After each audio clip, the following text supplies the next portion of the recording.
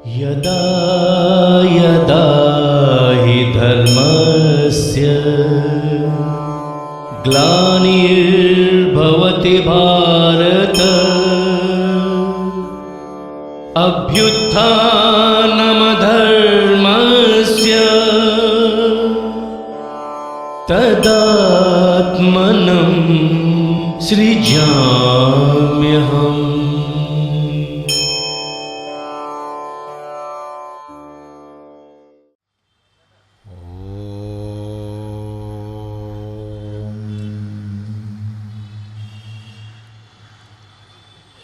गुरुर्ब्रह्मा गुरुर्विष्णु गुरुर्देवो महेश्वरः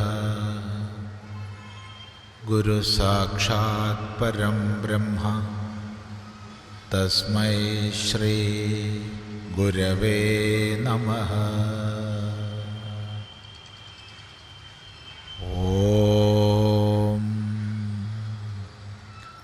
सदाशिवसमारम्भां शङ्कराचार्यमध्यमाम् अस्मदाचार्यपर्यन्तां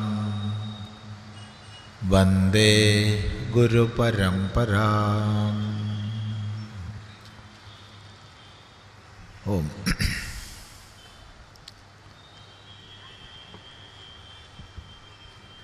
നമ്മൾ ഈ പ്രാവശ്യം ശ്രീമദ് ഭഗവത്ഗീതയുടെ 3-ാം അധ്യായം 25-ാം ശ്ലോകം മുതലാണ് ശ്രദ്ധിക്കേണ്ടത്. അതുവരെയുള്ള ഭാഗത്തിൻ്റെ വളരെ ചെറിയൊരു വിവരണം, സ്ഥാനം നമ്മൾ ഇന്നലെ ചിന്തിച്ചു.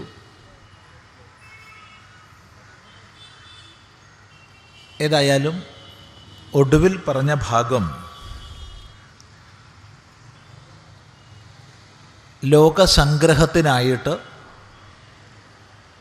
വിദ്വാൻ കർമ്മം ചെയ്യുന്നു. അവിടെ സ്വന്തം ദൃഷ്ടാന്തം ഭഗവാൻ ചൂണ്ടിക്കാണിച്ചു. ഹേ അർജുന, നീ എന്നെ നോക്കൂ.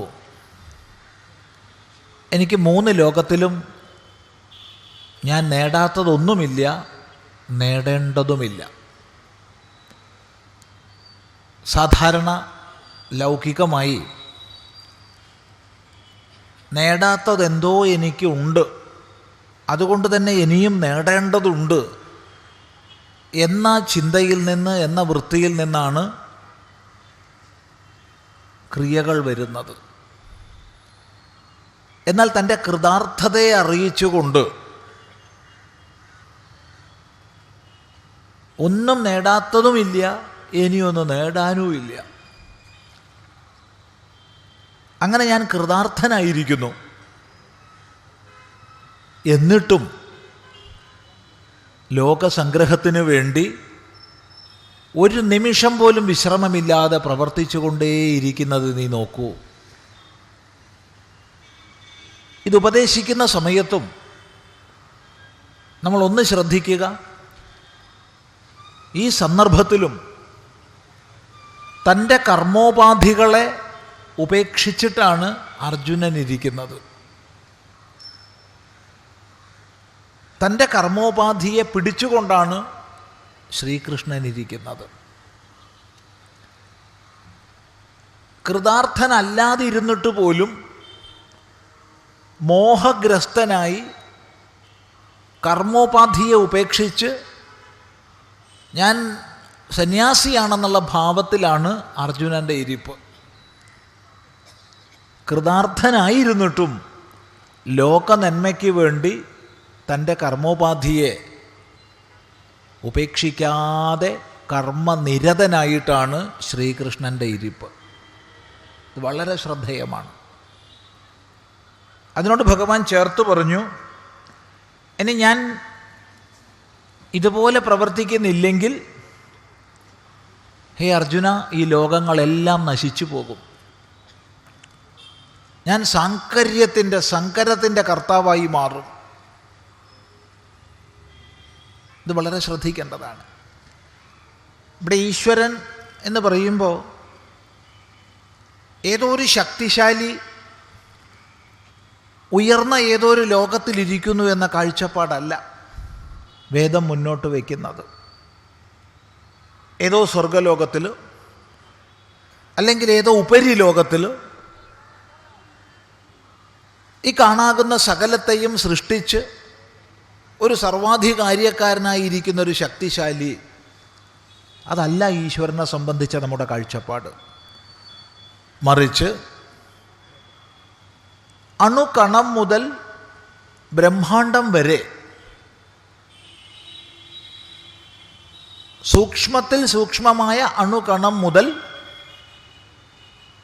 അനന്തകോടി ബ്രഹ്മാണ്ടങ്ങളടങ്ങുന്ന സമ്പൂർണ്ണ പ്രപഞ്ചം വരെ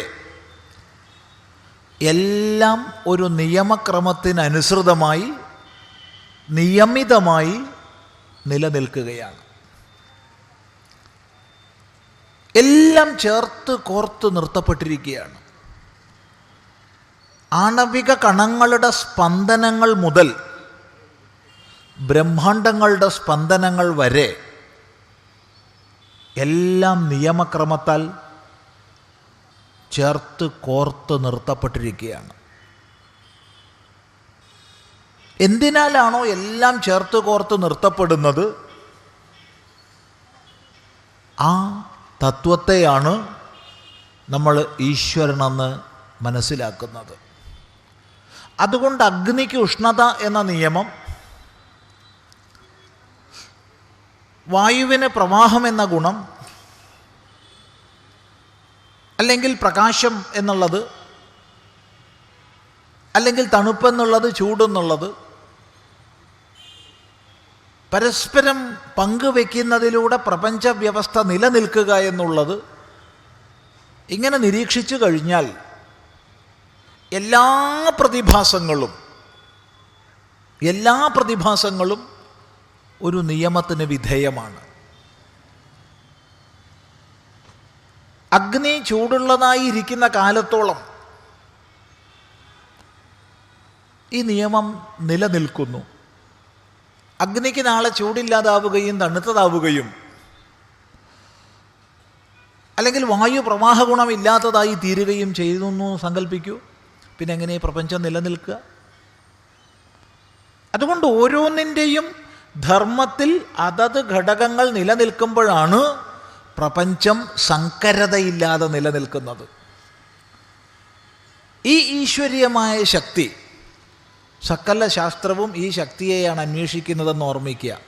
ശാസ്ത്രം എന്നതുകൊണ്ട് നമ്മൾ ഉദ്ദേശിക്കുന്നത് ശുദ്ധശാസ്ത്രമാണ്, പ്യുവർ സയൻസ്, അല്ലാതെ സാങ്കേതിക ശാസ്ത്രമല്ല, ടെക്നോളജി അല്ല. ശ്രദ്ധിക്കുക. അപ്പോൾ എങ്ങനെയാണ് ഒരു വിദ്വാൻ ലോകസംഗ്രഹാർത്ഥം പ്രവർത്തിക്കേണ്ടത്? ഈ ചോദ്യത്തിന് മറുപടിയാണ് ഇന്ന് നമ്മൾ പഠിച്ചു തുടങ്ങേണ്ടുന്ന ഭാഗം. നോക്കൂ. സക്താ കർമ്മണ്യ വിദ്വാംസോ യഥാ കുർവന്തി ഭാരത കുര്യാത് വിദ്വാംസ്തഥാസക്ത ചികീർഷുർലോകസംഗ്രഹം.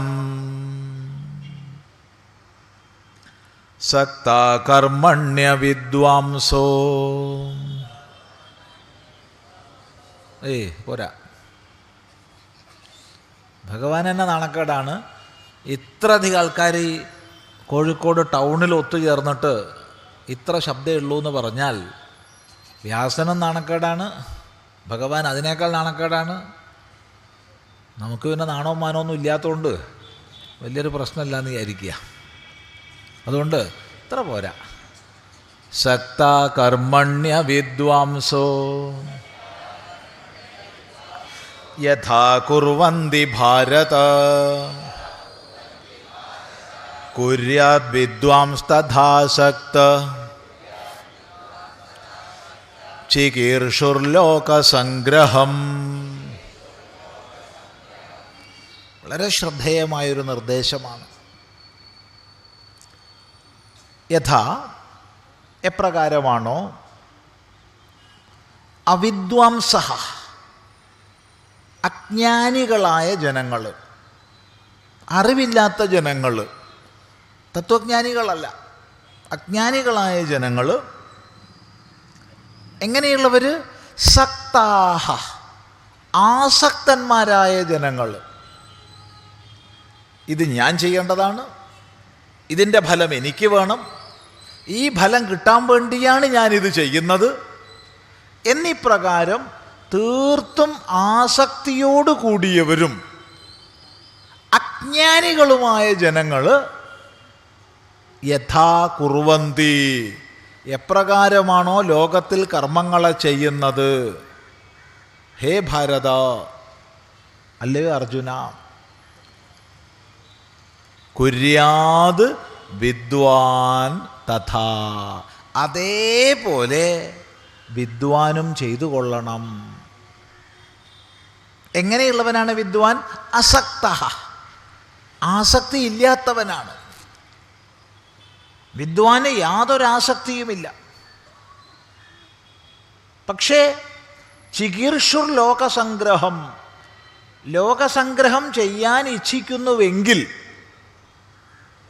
ലോകസംഗ്രഹം ചെയ്യാൻ ഇച്ഛിക്കുന്നുവെങ്കിൽ അജ്ഞാനിയെപ്പോലെ ആസക്തനെ പോലെ പ്രവർത്തിക്കണം. നോക്കൂ, നമുക്ക് അനാദികാലമായി വെളിച്ചം തന്ന മഹാപുരുഷന്മാരുടെ ജീവിതം ഒന്ന് ശ്രദ്ധിക്കൂ. ഇത്രക്കേറെ ശാസ്ത്രരചന ചെയ്ത പരമാചാര്യന്മാർ, ഇത്രയ്ക്കധികം സാംസ്കാരിക സമ്പത്തിനെ പോറലേൽക്കാതെ നമുക്ക് പകർന്നു നൽകിയ ഗുരുനാഥന്മാർ, അവരുടെ ജീവിതം ഒന്ന് ശ്രദ്ധിക്കൂ. അവരൊക്കെ എത്ര ഊർജ്ജസ്വലതയോടുകൂടി പ്രവർത്തിച്ചു, എത്ര ആസക്തന്മാരെ പോലെ പ്രവർത്തിച്ചു.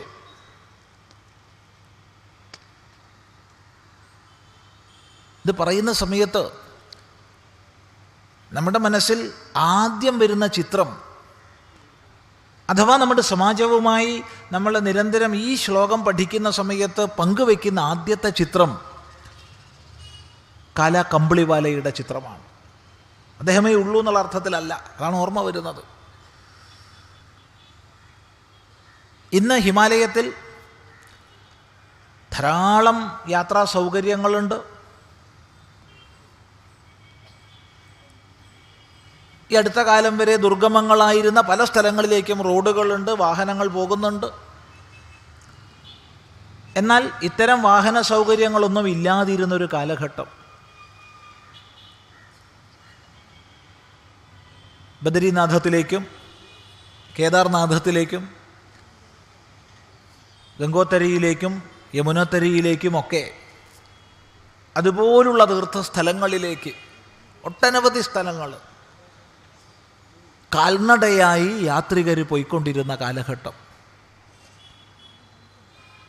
അതിൽ തന്നെ ഏറെയും സാധുവൃത്തിയിൽ കഴിയുന്നവരാണ്, സന്യാസിമാരാണ്. സാധുക്കളും സന്യാസിമാരും മറ്റു ഭക്തന്മാരും ഒക്കെ തന്നെ സഞ്ചരിച്ചു കൊണ്ടിരുന്ന കാലഘട്ടം. ക്ലേശത്തിൻ്റെ അങ്ങറ്റം. ഭക്ഷണത്തിന് വ്യവസ്ഥയില്ല, താമസിക്കാൻ സ്ഥലമില്ല. എങ്ങനെയെങ്കിലുമൊക്കെ ഗ്രാമങ്ങളിൽ കുറച്ച് ഭിക്ഷകൾ കിട്ടും, പക്ഷേ ഗ്രാമീണരുടെ ജീവിതം വളരെ ക്ലേശകരമാണ്. ഈ ഒരു സാഹചര്യത്തിലാണ് അനായാസേന യാത്രികർക്ക് സഞ്ചരിക്കാൻ പറ്റുന്ന സ്ഥാനങ്ങളിലൊക്കെ തന്നെ അന്നക്ഷേത്രങ്ങൾ ആരംഭിക്കണമെന്നൊരു സങ്കല്പം ബാബ കാലാ കമ്പിളിവാലയുടെ ഉള്ളിലുണ്ടായത്. എന്തു ചെയ്യണം? പണം വേണം, പണമില്ലാതെ സാധ്യമല്ല. അദ്ദേഹം പലരുടെ അടുത്ത് പോയി പണം പിരിക്കുകയാണ്. എത്ര സംഭാവന കിട്ടിയാലും മതിയാവില്ല, പിന്നെയും പിന്നെയും ചോദിക്കുകയാണ്. ഒരു വേള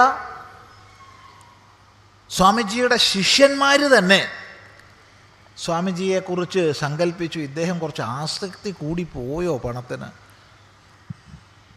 ഇപ്പം പണ്ടുള്ള സ്വാമിയൊന്നും അല്ലല്ലോ, പണത്തിന് കുറച്ച് ആഗ്രഹം കൂടിയിട്ടുണ്ടോ? ചിന്തിക്കുക. ഏതായാലും ആസക്തനെ പോലെ,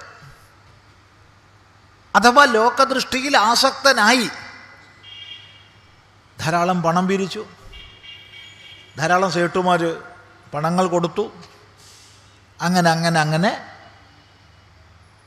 പ്രധാനപ്പെട്ട് തീർത്ഥയാത്രികർ വിശ്രമിക്കേണ്ടുന്ന സ്ഥലങ്ങളിലൊക്കെ അന്യക്ഷേത്രങ്ങളും വാസഗൃഹങ്ങളും തുടങ്ങി.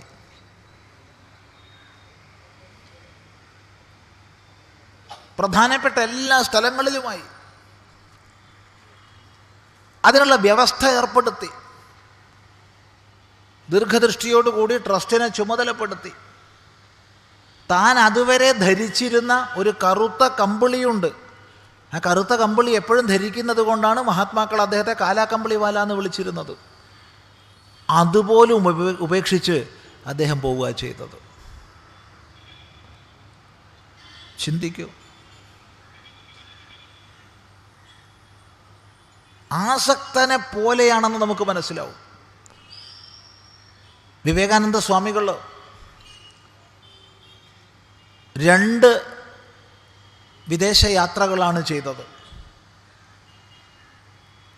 ആദ്യം അമേരിക്കയിലും യൂറോപ്പിലും ഒരു കൊടുങ്കാറ്റ് പോലെ ഭാരതീയ ശാസ്ത്രങ്ങളെ, സനാതനധർമ്മത്തെ, ഹിന്ദുധർമ്മത്തിൻ്റെ മഹത്വത്തെ വിളംബരം ചെയ്തുകൊണ്ട് സ്വാമിജി സഞ്ചരിച്ചു.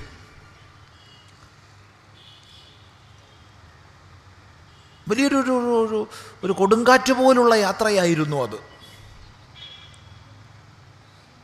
2ാമത്തെ പ്രാവശ്യം സ്വാമിജി പോയത് ആശയപ്രചരണത്തിനാണെന്ന് പറഞ്ഞാൽ അംഗീകരിക്കാൻ വിഷമമുണ്ട്. പിന്നെ ഒരു സംശയമില്ല, പണപ്പിരിവിനായിരുന്നു. എന്തിനു വേണ്ടി? വലിയൊരു സങ്കല്പം ഭാരതത്തിലുടനീളം പരിവ്രജനം ചെയ്ത് 1886 ഓഗസ്റ്റ് മാസത്തിൽ തങ്ങളുടെ ഗുരുദേവൻ ശ്രീരാമകൃഷ്ണദേവൻ സമാധിയായതിനെ തുടർന്ന് ഏതാനും മാസങ്ങൾ അത്തരം ജീവിതക്രമം തുടർന്ന് ഡിസംബർ മാസം 24-ാം തീയതി രാത്രി 17 സന്യാസിമാരായ രാമകൃഷ്ണദേവൻ്റെ 17 ശിഷ്യന്മാരിൽ 16 പേരും ഒത്തൊരുമിച്ച് തങ്ങൾ ഇനി മേലിൽ സന്യാസിമാരാണെന്ന വ്രതം സ്വയം സ്വീകരിച്ച്, സന്യാസി നാമങ്ങൾ സ്വയം കൽപ്പിച്ച്, സത്യത്തിൽ തണുപ്പകറ്റാൻ വേണ്ടി തീയിട്ടതാണ്. ആ അഗ്നികുണ്ഡത്തെ വിരജഹോമാഗ്നിയാക്കി മാറ്റി സന്യാസദീക്ഷ സ്വീകരിച്ചു. 16 പേർക്കും പേരുകളൊക്കെ കൽപ്പിച്ചു. അതിനുശേഷം 1886 ഡിസംബർ മുതൽ 92 ഡിസംബർ വരെ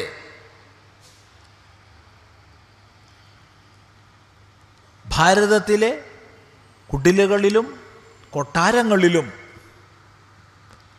കടലോരങ്ങളിലും മലവാരങ്ങളിലും ധനികരിൽ ധനികരുടെ കൂടെയും ദരിദ്രരിൽ ദരിദ്രരുടെ കൂടെയും ഒരേപോലെ താമസിച്ച് അന്തിയുറങ്ങി സഹവസിച്ച്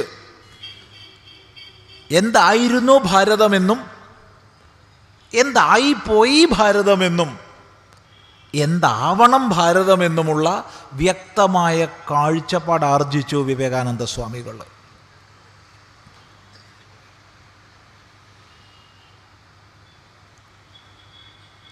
ആ യാത്രയുടെ ഏകദേശം ഒടുവിലത്തെ ഘട്ടത്തിലാണ് ഭാരതത്തിൻ്റെ തെക്കേ അറ്റത്ത് കന്യാകുമാരിയിലെ ശ്രീപാദപ്പാറയിൽ 3 ദിനരാത്രങ്ങൾ ധ്യാനമഗ്നനായി അവിടുന്ന് കഴിച്ചുകൂട്ടിയത്.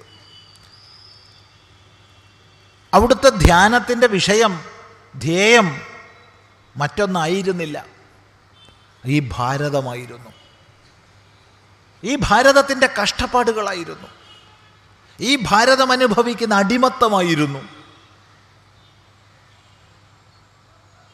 എല്ലാ നിലയ്ക്കും അത്യുന്നതമായ പദമലങ്കരിച്ചിരുന്ന ഈ ഭാരതം എത്രമാത്രം അധപ്പതിച്ചു പോയെന്നും ഇനി അതിനെ രക്ഷിക്കാൻ, ഉയർത്താൻ എന്തു മാർഗമെന്നുള്ളതുമായിരുന്നു സ്വാമിജിയുടെ ധ്യാനത്തിൻ്റെ വിഷയം.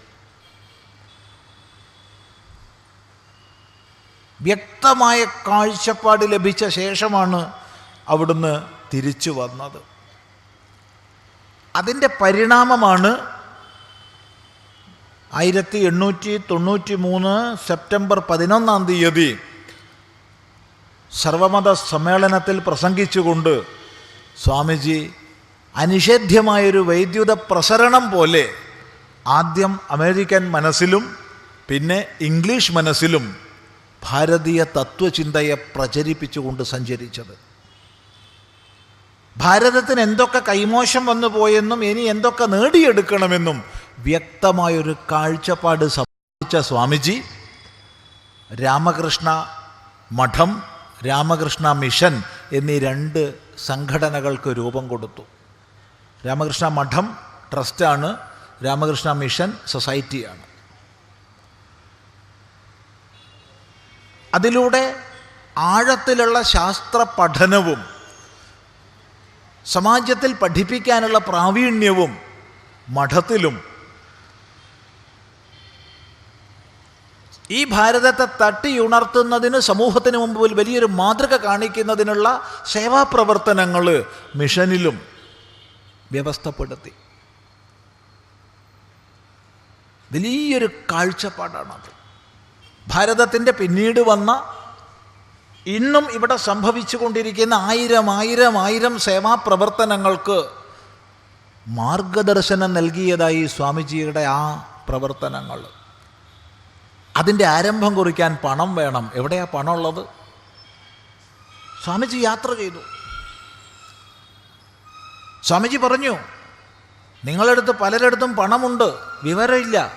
ഞങ്ങളടുത്ത് വിവരമുണ്ട്, പണമില്ല. ഇനിയൊരു എക്സ്ചേഞ്ചാണ് വേണ്ടത്, അതുകൊണ്ട് ഞാൻ പണത്തിനാണ് വന്നത്. എത്ര കൊടുത്താലും തൃപ്തിയാവില്ല. പിന്നെയും ചോദിക്കുകയാണ്, ആർക്ക് വേണ്ടി?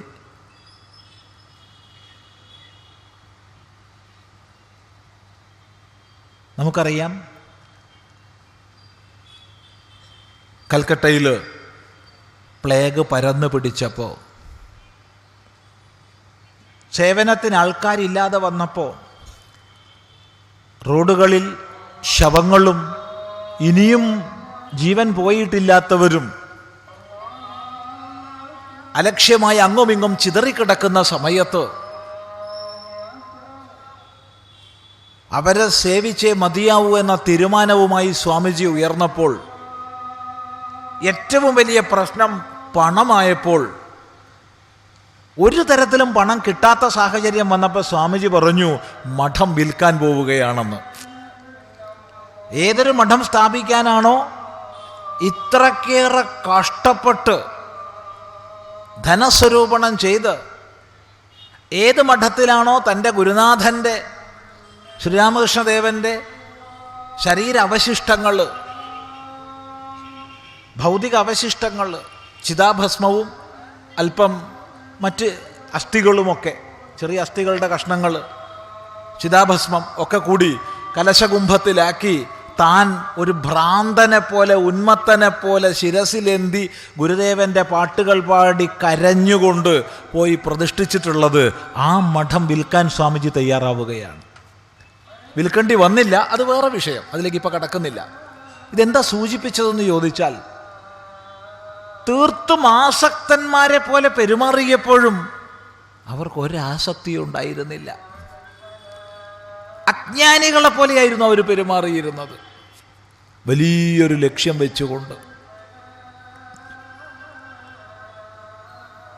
ശ്രദ്ധിക്കുക. ഭഗവാൻ അർജുനനോട് തദ്വാര നമ്മളോട് പറയുകയാണ്, തീർത്തും അജ്ഞാനിയും ആസക്തനുമായ ആൾ ചെയ്യുന്നത് പോലെ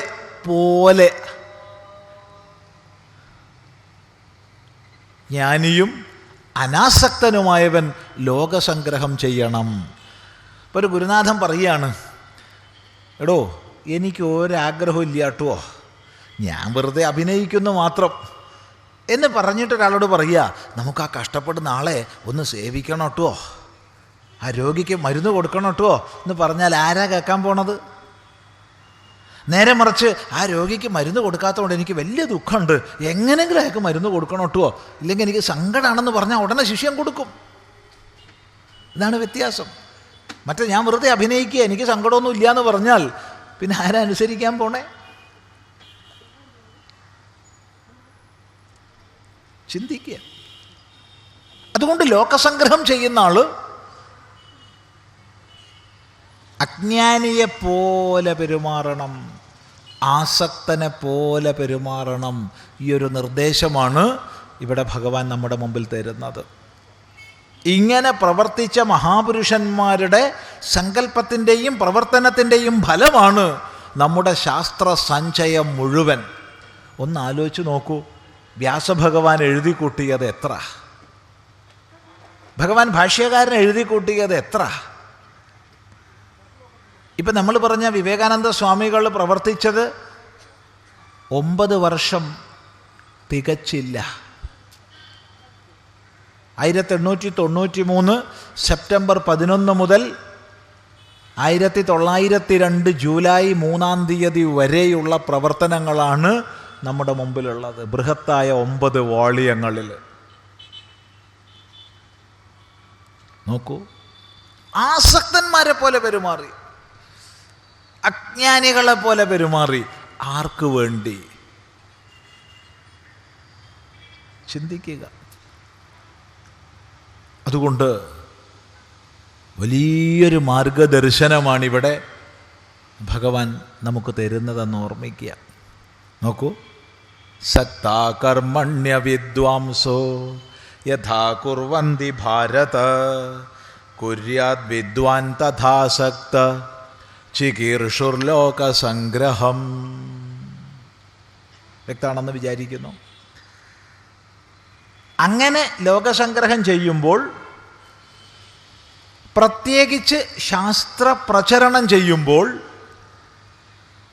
ശ്രദ്ധേയമായൊരു വിഷയം ഞാൻ സൂചിപ്പിക്കാം. ഭഗവാൻ പറയുകയാണ്, അതെന്താ? ന ബുദ്ധിഭേദം ജനയേത് അജ്ഞാനാം കർമ്മസംഗിനാം ജോഷയേ സർവകർമാണി വിദ്വാൻ യുക്ത സമാചരൻ. ന ബുദ്ധിഭേദം ജനയേത് അജ്ഞാനാം കർമ്മസംഗിനാം ജോഷയേത് സർവകർമാണി വിദ്വാൻ യുക്ത സമാചരൻ.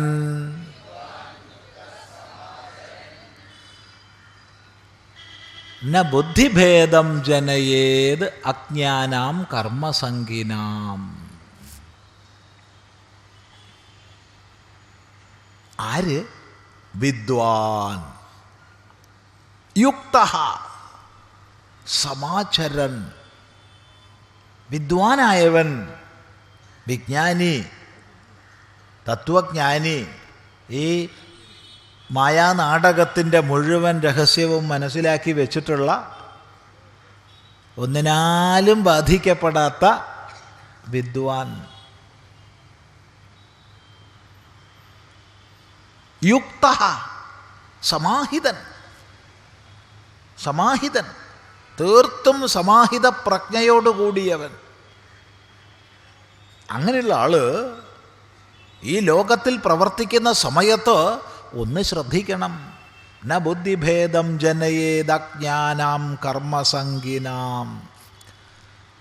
അജ്ഞന്മാരും കർമ്മസംഗികളുമായ ജനങ്ങൾക്ക് ബുദ്ധിഭ്രമമുണ്ടാക്കരുത്, ബുദ്ധിഭേദമുണ്ടാക്കരുത്.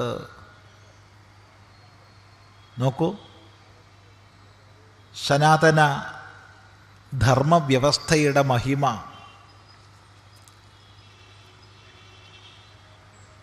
അതിൻ്റെ പരമമായ യുക്തിഭദ്രതയാണ്. സാധനാപഥത്തിൽ ഓരോ വ്യക്തിയുടെയും തലത്തിനനുസരിച്ച് സ്വീകരിക്കാവുന്ന വിഭിന്നങ്ങളായ തലങ്ങൾ നമുക്ക് തന്നെന്നുള്ളതാണ്.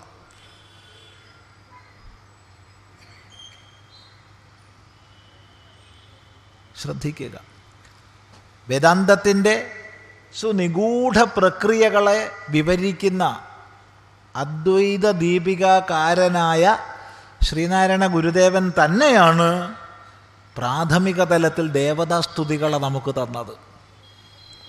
പോരെങ്കിൽ പ്രതിഷ്ഠകളും ചെയ്ത് ക്ഷേത്രങ്ങളെ ആരാധിക്കാൻ തന്നത്. സ്വരൂപതയെ അദ്വൈതിയാണ്. പക്ഷേ സമാജത്തിന് ഉപാസിച്ചുയരണമെങ്കിൽ അവിടെ അവർക്ക് അദ്വൈതം മാത്രം പോരാ, അവർക്ക് ദ്വൈത തലത്തിലുള്ള ഉപാസനാ സമ്പ്രദായങ്ങൾ വേണം. ഇത് മനസ്സിലാക്കിയിട്ടാണ് പരമാചാര്യൻ ക്ഷേത്രങ്ങളെ പ്രതിഷ്ഠിച്ചു തന്നത്, ദേവതകളെ സ്തുതിക്കാൻ സ്തോത്രങ്ങൾ വിരചിച്ചത്.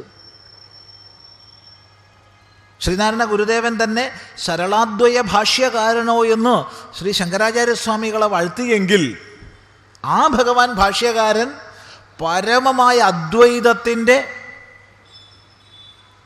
വ്യാഖ്യാതാവ് മാത്രമല്ല, സ്വയം അദ്വൈത ദർശനത്തിൽ ഉറച്ചിരുന്നു കൊണ്ട്,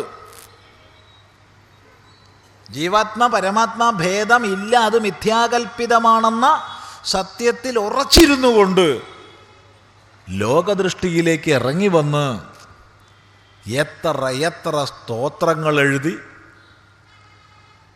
ഭഗവാൻ ഭാഷ്യകാരനാൽ എഴുതപ്പെട്ട സ്തോത്ര സാഹിത്യം എത്ര ബൃഹത്താണെന്ന് നോക്കുമ്പോൾ നമ്മൾ അത്ഭുതപ്പെട്ടു പോകും.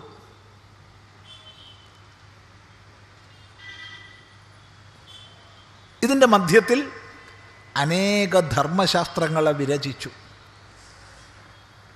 ശ്രദ്ധിക്കുക,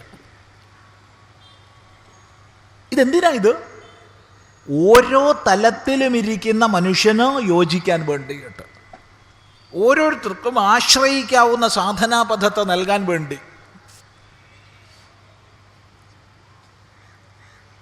ഇവിടെ ഈ സ്റ്റേജിൻ്റെ മുകളിൽ നമ്മൾ ഇരിക്കുന്നുണ്ടെങ്കിൽ ഇവിടത്തേക്ക് എത്തിച്ചേർക്കാൻ ഇവിടെ ഒരു ഒരു ഒരു ചെരിഞ്ഞ വഴി ഉണ്ടാക്കി വെച്ചിട്ടുണ്ട്. ഇവിടെ ഇരുന്ന ശേഷം അത് അർത്ഥശൂന്യമാണ്, അത് ആവശ്യമില്ല എന്ന് പറഞ്ഞാൽ അത് ശരിയല്ല. ഇന്ന് പല വേദാന്ത പ്രസംഗകരും ചെയ്യുന്ന വലിയൊരു അപരാധം, ക്ഷേത്രങ്ങളിൽ പോയിരുന്നിട്ട് പ്രസംഗിക്കും ക്ഷേത്രം അനാവശ്യമാണ്. എന്നാൽ പിന്നെ അവൻ ക്ഷേത്രത്തിൽ പോയിരുന്ന് പ്രസംഗിക്കണം. ക്ഷേത്രം അന്ധവിശ്വാസമാണ്, അനാചാരമാണ്, ദുരാചാരമാണ്.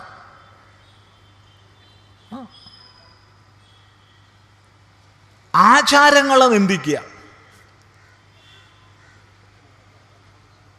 ശ്രദ്ധിക്കുക, ന ബുദ്ധിഭേദം ജനയേത്, ബുദ്ധിഭേദത്തെ ജനിപ്പിക്കരുതേ.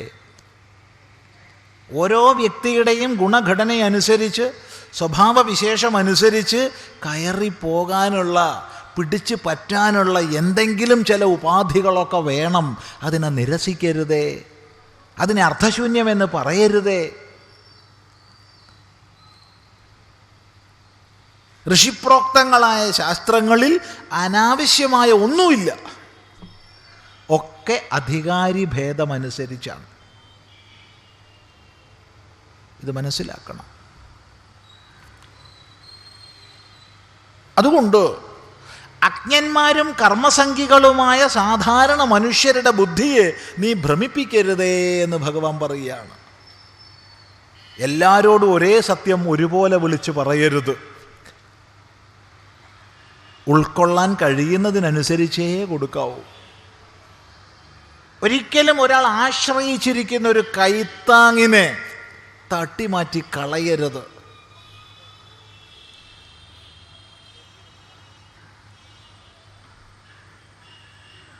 ഇത് വളരെ ശ്രദ്ധിക്കേണ്ടതാണ്. ഈ കൂട്ടത്തിൽ ധാരാളം പേര് സമൂഹത്തിൽ ആധ്യാത്മിക പ്രഭാഷണങ്ങൾ ചെയ്യുന്നവർ, വേദാന്ത ക്ലാസ്സുകൾ എടുക്കുന്നവരൊക്കെ ഈ കൂട്ടത്തിൽ പലരും ഉണ്ടെന്ന് നമുക്കറിയാം. നേരിട്ട് പരിചയമുള്ള പലരും ഉണ്ട്, അല്ലാത്തവരും ധാരാളമുണ്ട്. എല്ലാവരും നമ്മൾ ശ്രദ്ധിക്കേണ്ടതാണ്. ബുദ്ധിഭേദം ഉണ്ടാക്കരുത്, ബുദ്ധിഭ്രമം ഉണ്ടാക്കരുത്. ഓരോ വ്യക്തിയും അവനവൻ്റെ തലത്തിൽ പിടിച്ച് ഉയരാൻ പരിശ്രമിക്കുമ്പോൾ ഒരു കൈത്താങ്ങ് കൊടുക്കൂ. നേരെ മറിച്ച് അവൻ്റെ പിടിവള്ളി നശിപ്പിക്കാതിരിക്കൂ.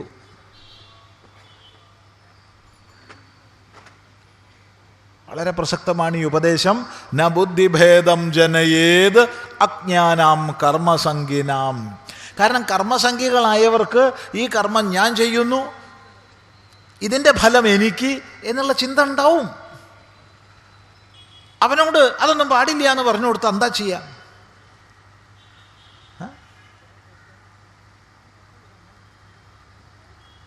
നമ്മൾ ആവർത്തിച്ച് മടുത്തൊരു ദൃഷ്ടാന്തമാണ് ഇപ്പോൾ ഓർമ്മ വരുന്നത്. നിങ്ങൾ എന്തായാലും കേട്ട് കാണും, എങ്കിൽ ഓർമ്മ വന്നാൽ പറയാണ്ടിരുന്നൂടാ. അത് നമ്മുടെ ഒരു രോഗം. ഈ കോഴിക്കോട് ജില്ലയിൽ തന്നെയുള്ള ഒരു ക്ഷേത്രത്തിൽ ഒരിക്കൽ നമ്മളൊരു പ്രഭാഷണത്തിന് പോയി. ആ ക്ഷേത്രത്തിനൊരു വിശേഷമുള്ളത്, അവിടെ ഭൂരിഭാഗവും ഈ സകാമന്മാരായിട്ടുള്ള ആൾക്കാരാണ് വന്നു ചേരുന്നത്. പ്രത്യേകം കാമനകളോടുകൂടി എനിക്കിത് കിട്ടണം ഇത് കിട്ടണം എന്ന് വിചാരിച്ചിട്ട് പോവുക. എന്നിട്ട് അതിന് വേണ്ടി ഭഗവാന് ചില വഴിപാടുകൾ പൂജകളൊക്കെ കഴിക്കുക. അങ്ങനെ അതാണ് കൂടുതൽ പേരും അവിടെ വരുന്നത്. അത് ഏതാണെന്നൊന്ന് അറിയണമെന്നാണ് അപ്പോൾ ചിലർക്ക് താല്പര്യം. അതൊക്കെ രഹസ്യമായി കണ്ട് ചില ഫീസൊക്കെ തന്നാൽ പറഞ്ഞു തരാം.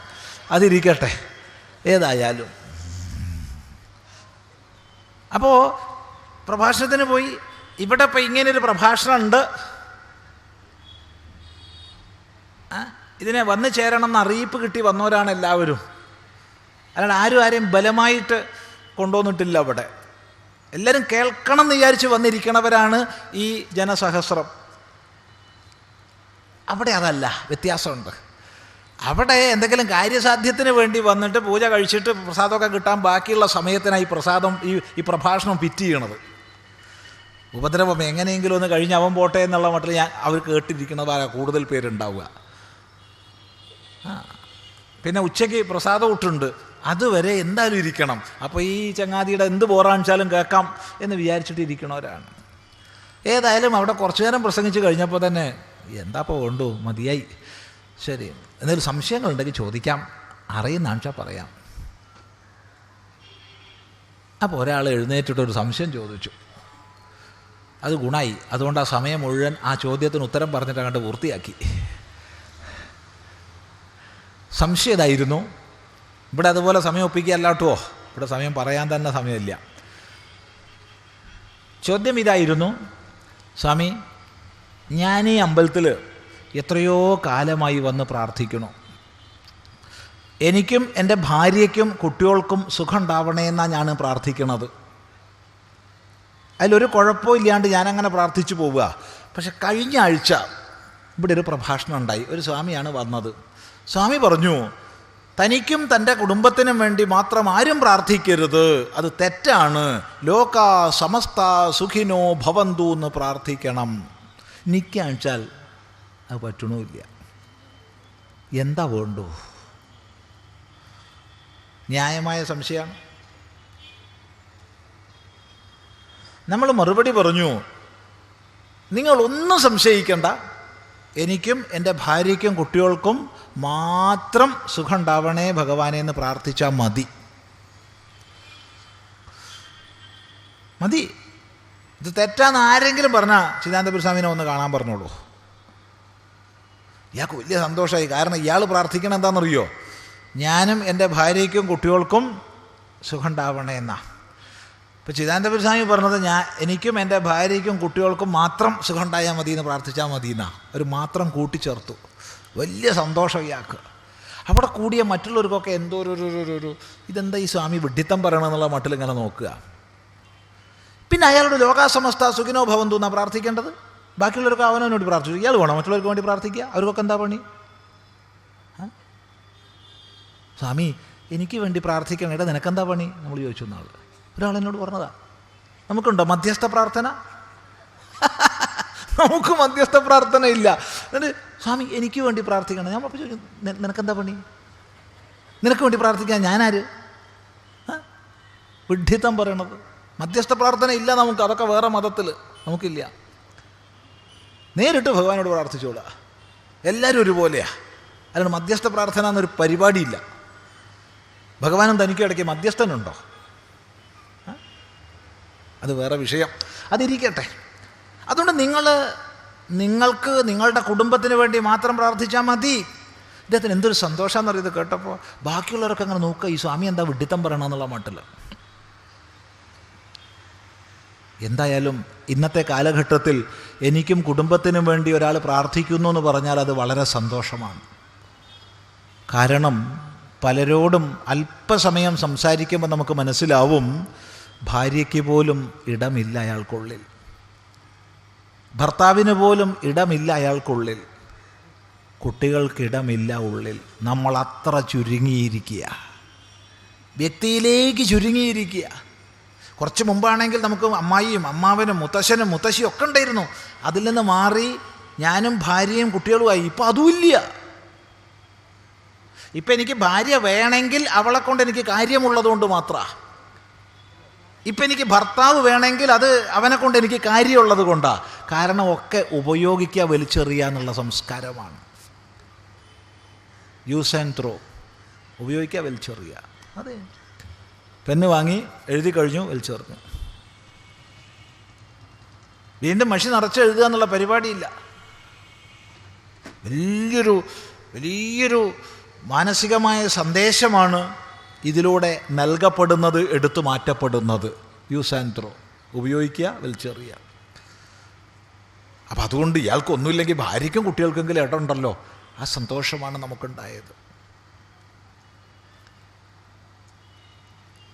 ഇനി ക്ഷേത്രോപാസനാ വിധാനത്തിൽ ഒക്കെ തൊഴുത് പ്രദക്ഷിണം വെച്ച് തിരികെ പോകുന്നതിന് മുമ്പ് കുറച്ച് നേരം ക്ഷേത്രത്തിലൊന്ന് ഇരിക്കണം എന്നൊരു നിയമമുണ്ട്. അങ്ങനില്ലേ? അറിയോ ഇല്ലയോ? ഉണ്ട്. തൊഴുത് ഉടനെ ഓടി പുറത്തു പോകാൻ പാടില്ല. തൊഴുത് പ്രദക്ഷിണം ചെയ്ത് നമസ്കരിച്ച് ഒരു ഭണ്ഡാരത്തിലൊരു സമർപ്പണമൊക്കെ ചെയ്ത് തിരിച്ചു പോകുന്നതിന് മുമ്പ് അല്പസമയം ഒരു സ്ഥലത്ത് ഇരിക്കണം. അങ്ങനെ ഇരിക്കുമ്പോൾ ഓർമ്മിക്കുക, ഞാൻ എന്താ ഭഗവാനോട് പ്രാർത്ഥിച്ചേ? എനിക്കും എൻ്റെ ഭാര്യയ്ക്കും കുട്ടികൾക്കും സുഖം ഉണ്ടാവണം എന്നാ. എനിക്കും എൻ്റെ ഭാര്യയ്ക്കും കുട്ടികൾക്കും സുഖം ഉണ്ടാവണമെങ്കിൽ ആദ്യം എന്താ വേണ്ടത്? ആദ്യം പലതും വേണം. നമുക്കതിനെപ്പറ്റിയൊന്നും പൂർണ്ണമായി പറയാനുള്ള വിവരമില്ല. എങ്കിലും ഒരു സ്ഥൂല ദൃഷ്ടിയിൽ നോക്കിയാൽ ആദ്യം വേണ്ടത് ശുദ്ധവായുവാണ്. ജനിച്ചു വന്നപ്പോൾ ആദ്യം ഇതാണല്ലോ നമ്മൾ എടുക്കുന്നത്. ഈ ശുദ്ധവായു എനിക്കും എൻ്റെ ഭാര്യയ്ക്കും കുട്ടികൾക്കും കിട്ടണമെങ്കിൽ എന്ത് വേണം? സമുദ്രോപരിതലത്തിലെ ആൽഗെ സുഖമായിട്ട് ജീവിക്കണം.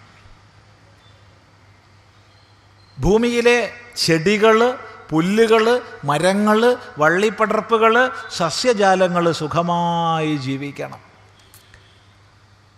ഈ സസ്യപ്രകൃതിക്ക് മുഴുവൻ സുഖമുണ്ടായാലേ എനിക്കും എൻ്റെ ഭാര്യയ്ക്കും കുട്ടികൾക്കും സുഖമായി ശ്വസിക്കാൻ ഓക്സിജൻ കിട്ടൂ. ചിലരെങ്കിലും വിചാരിക്കുന്നുണ്ട്, സ്വാമി എന്താ മരവും വള്ളിപ്പടർപ്പും പറയുന്നതിന് മുമ്പ് സമുദ്രത്തിലെ ആൽഗെ പറഞ്ഞതെന്ന്. 70% ഓക്സിജൻ അവരാ പ്രൊഡ്യൂസ് ചെയ്യുന്നത്. എന്നിട്ട് കടൽക്കാറ്റ് കരക്കാറ്റ് വഴി ഇത് അങ്ങോട്ടും ഇങ്ങോട്ടും വിനിമയം ചെയ്യുക. വല്ലാത്തൊരു വ്യവസ്ഥയാട്ടോ അത്. ഭഗവാനെ, ഇതൊക്കെ ഒന്ന് പഠിച്ചു കഴിഞ്ഞാൽ പിന്നെ ആരാ ഈശ്വര വിചാരം ഇല്ലാണ്ടിരിക്കുക? അതിരിക്കട്ടെ. രണ്ടാമതായിട്ട് എനിക്കും ഭാര്യയ്ക്കും കുട്ടികൾക്കും എന്താ വേണ്ടത്? വെള്ളം. എന്ത് വേണം? കിണറുകൾ ആരോഗ്യമായിട്ടിരിക്കണം, കുളങ്ങൾ പുഴകൾ ആരോഗ്യമായിട്ടിരിക്കണം. അവർക്കൊക്കെ സുഖം വേണം. എല്ലാ ജലാശയങ്ങൾക്കും സുഖമുണ്ടെങ്കിലേ എനിക്കും ഭാര്യയ്ക്കും കുട്ടികൾക്കും വെള്ളം കിട്ടൂ. അത് വേണമെങ്കിലോ കടലുകൾക്ക് സുഖം വേണം, സൂര്യഭഗവാന് സുഖം വേണം, മർദ്ദം വളരെ വ്യവസ്ഥാപിതമായി നിലനിൽക്കണം. ഒരുപാട് ഘടകങ്ങളുണ്ട്. മൂന്നാമതായിട്ട് എനിക്കും ഭാര്യയ്ക്കും കുട്ടികൾക്കും വേണ്ടത് ഭക്ഷണമാണ്. തമിഴ്നാട്, കർണാടക, ആന്ധ്രാപ്രദേശ്, മഹാരാഷ്ട്ര, ഗുജറാത്ത്, മധ്യപ്രദേശ്, ഉത്തർപ്രദേശ് എന്ന് വേണ്ട കേരളം ഒഴിച്ച് ഭാരതത്തിൻ്റെ മറ്റെല്ലാ സംസ്ഥാനങ്ങളിലുമുള്ള കൃഷിക്കാർക്ക് സുഖം വേണം. അവിടെ നിന്ന് ആ കൃഷി സാധനങ്ങൾ, എന്തിന് കൃഷി സാധനം, കോഴി അടക്കം ഇങ്ങോട്ടെത്തണമെങ്കിൽ കൊണ്ടുവരുന്ന വാഹനങ്ങളുടെ ഡ്രൈവർമാർക്ക് സുഖം വേണം. ആ വാഹനം ഉണ്ടാക്കുന്ന എൻജിനീയർമാർക്ക്, പ്ലാന്റിലെ ഓപ്പറേറ്റർമാർക്ക്, അത് ഡിസൈൻ ചെയ്ത എൻജിനീയർമാർക്ക്, അതിന് പണം മുടക്കിയ മുതലാളിമാർക്ക് എന്ന് വേണ്ട വലിയൊരു ശൃംഖലയിൽപ്പെട്ടവർക്ക് സുഖമുണ്ടെങ്കിലേ നമുക്ക് ഭക്ഷണം കഴിക്കാൻ പറ്റൂ. ഇല്ലേ? വേണം.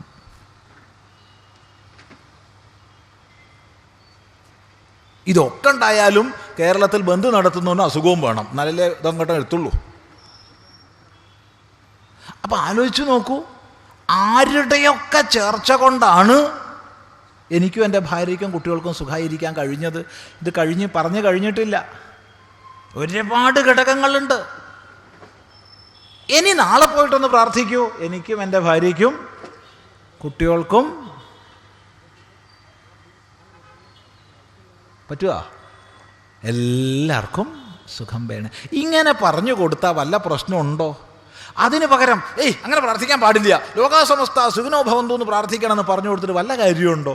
അവൻ അതും പ്രാർത്ഥിക്കില്ല, ഇതും പ്രാർത്ഥിക്കില്ല, ഉള്ള പ്രാർത്ഥനയും വിടും. അങ്ങനെ അവൻ പ്രാർത്ഥന നിർത്തുമ്പോഴാണ് വേറൊരുത്തം വരുന്നത്, സഹോദരാ ഇങ്ങോട്ട് വരൂ, നമുക്ക് കൂടിയിരുന്ന് പ്രാർത്ഥിക്കാം. കാരണം അവൻ്റെ ഇവിടുത്തെ വിശ്വാസം നഷ്ടപ്പെട്ടു. അപ്പോൾ അതാ പിടിച്ച് അങ്ങോട്ട് കൊണ്ടുപോയി. എന്തിനായി പണി ചെയ്യുന്നേ? ന ബുദ്ധിഭേദം ജനയേത് അജ്ഞാനാം കർമ്മസംഗിനാം. പിന്നെ എന്ത് ചെയ്യണം? ജോഷയേത്, പ്രേരയേത്, പ്രേരിപ്പിക്കുക. അവൻ ചെയ്യുന്ന കർമ്മങ്ങളിൽ കൂടുതൽ കൂടുതൽ അവനെ പ്രേരിപ്പിക്കുക. അതിനൊരു ശാസ്ത്രീയമായ ദിശ കൊടുക്കുക. നിരാകരിക്കുകയല്ല, നടക്കുന്ന ഒരാളെ തടയുകയല്ല, പിന്നെ അവൻ്റെ തെറ്റായ വഴിയിൽ നിന്ന് മെല്ലെ മെല്ലെ മെല്ലെ മെല്ലെ മാറ്റി ശരിയായ വഴിയിലേക്ക് ആക്കുക. തടയുകയല്ല, തടഞ്ഞിട്ടൊരു കാര്യവും കിട്ടാൻ പോകുന്നില്ല. ഒരു കർമ്മം ചെയ്ത്, ഒരു ക്രിയ ചെയ്ത് അതിലൂടെ ശാന്തി ആർജിക്കുന്ന ഒരാളെ ഇത് ചെയ്യരുത് കിട്ടുമോ, ഇതുകൊണ്ടൊന്നൊരു കാര്യമില്ല, കിം കർമ്മണ നാസ്തി അകൃതകൃതേന എന്നൊന്നും അവനോട് പോയി വിളമ്പരുത്. ഞാൻ പഠിച്ചതാണ് സ്വാമി ഉപനിഷത്ത്. ഉപനിഷത്ത് പറഞ്ഞത് എല്ലാവരോടും പറയാനല്ല, അധികാരികളോട് പറയാനാ.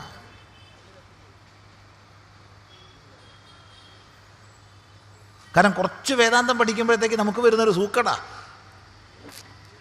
അതുകൊണ്ട് വിളമ്പാൻ പോവും ഓരോടത്ത്. എന്നിട്ട് എന്തെങ്കിലും കർമ്മം ചെയ്ത് എന്തെങ്കിലും ശാന്തിയോടെ സമാധാനത്തോടെ ആരെങ്കിലും ഇരിക്കുന്നുണ്ടെങ്കിൽ, ഒന്നുമില്ലെങ്കിൽ 4 അമ്പലത്തിൽ പോയിട്ട് ശയനപ്രദക്ഷിണം ചെയ്തിട്ടെങ്കിലും ഒരു സുഖം കിട്ടുന്നുണ്ടെങ്കിൽ അതുപോലും ഇല്ലാണ്ടാക്കും. അതിലൊന്നും അർത്ഥമില്ല. ആത്മാവിനെന്ത്? ആത്മാവ് സർവ്വവ്യാപി അല്ലടേ. ജീവാത്മാവും പരമാത്മാവും ഒന്നാണ്. യവന് ജീവാത്മാവും ഇല്ല, പരമാത്മാവും ഇല്ല. യവനെ ഒരു കുറച്ച് നേരം എന്തെങ്കിലും സമാധാനം ശാന്തി കിട്ടിയാൽ മതി. ചിന്തിക്കുക. മറ്റത് ഉത്തമാധികാരികളായി ജിജ്ഞാസുക്കളായി വരുന്നവർക്ക് പറഞ്ഞു കൊടുക്കൂ. അതുകൊണ്ട് ന ബുദ്ധിഭേദം ജനയേത് അജ്ഞാനാം കർമ്മസംഗിനാം ജോഷയേത് പ്രേരയേത് സർവകർമാണി, സർവകർമ്മങ്ങളിലേക്കും പ്രേരിപ്പിക്കൂ. വിദ്വാൻ യുക്തസമാചരൻ, വിദ്വാൻ യുക്തനായവൻ, സമ്യക് ആചരിക്കുന്നവൻ. എങ്ങനെ വേണം പ്രേരിപ്പിക്കേണ്ടത്? പ്രേരിപ്പിക്കേണ്ടത് സമാചരനായിട്ടായിരിക്കണം. സമ്യക് ആചരൻ, നല്ല പോലെ സ്വയം ആചരിച്ചുകൊണ്ടായിരിക്കണം. വലിയ വലിയ ആശയങ്ങളെ പറഞ്ഞു കൊടുത്തുകൊണ്ടാവരുത്, സ്വയം ആചരിച്ചുകൊണ്ടായിരിക്കണം. ശ്രദ്ധിക്കുക.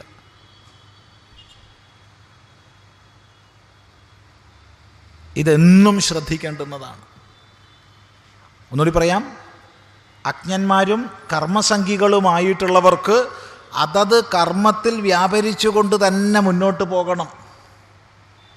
ഒരിക്കലും അവരുടെ ബുദ്ധിക്ക് നീ ഭ്രമമുണ്ടാക്കരുത്. പിന്നെ എന്ത് ചെയ്യണം? സത്കർമ്മങ്ങളിലേക്ക് അവരെ പ്രേരിപ്പിക്കൂ. ജോഷയേത്, സ്വയം ആചരിച്ചുകൊണ്ട് സത്കർമ്മങ്ങളിലേക്ക് പ്രേരിപ്പിക്കൂ. ഇതാണ് ഭഗവാൻ ഉപദേശിക്കുന്നത്. ഈ രീതിയിൽ വേണം ലോകസംഗ്രഹ പ്രവൃത്തികളെ ചെയ്യാൻ, അല്ലാതെ ബുദ്ധിഭ്രമം ഉണ്ടാക്കരുത്.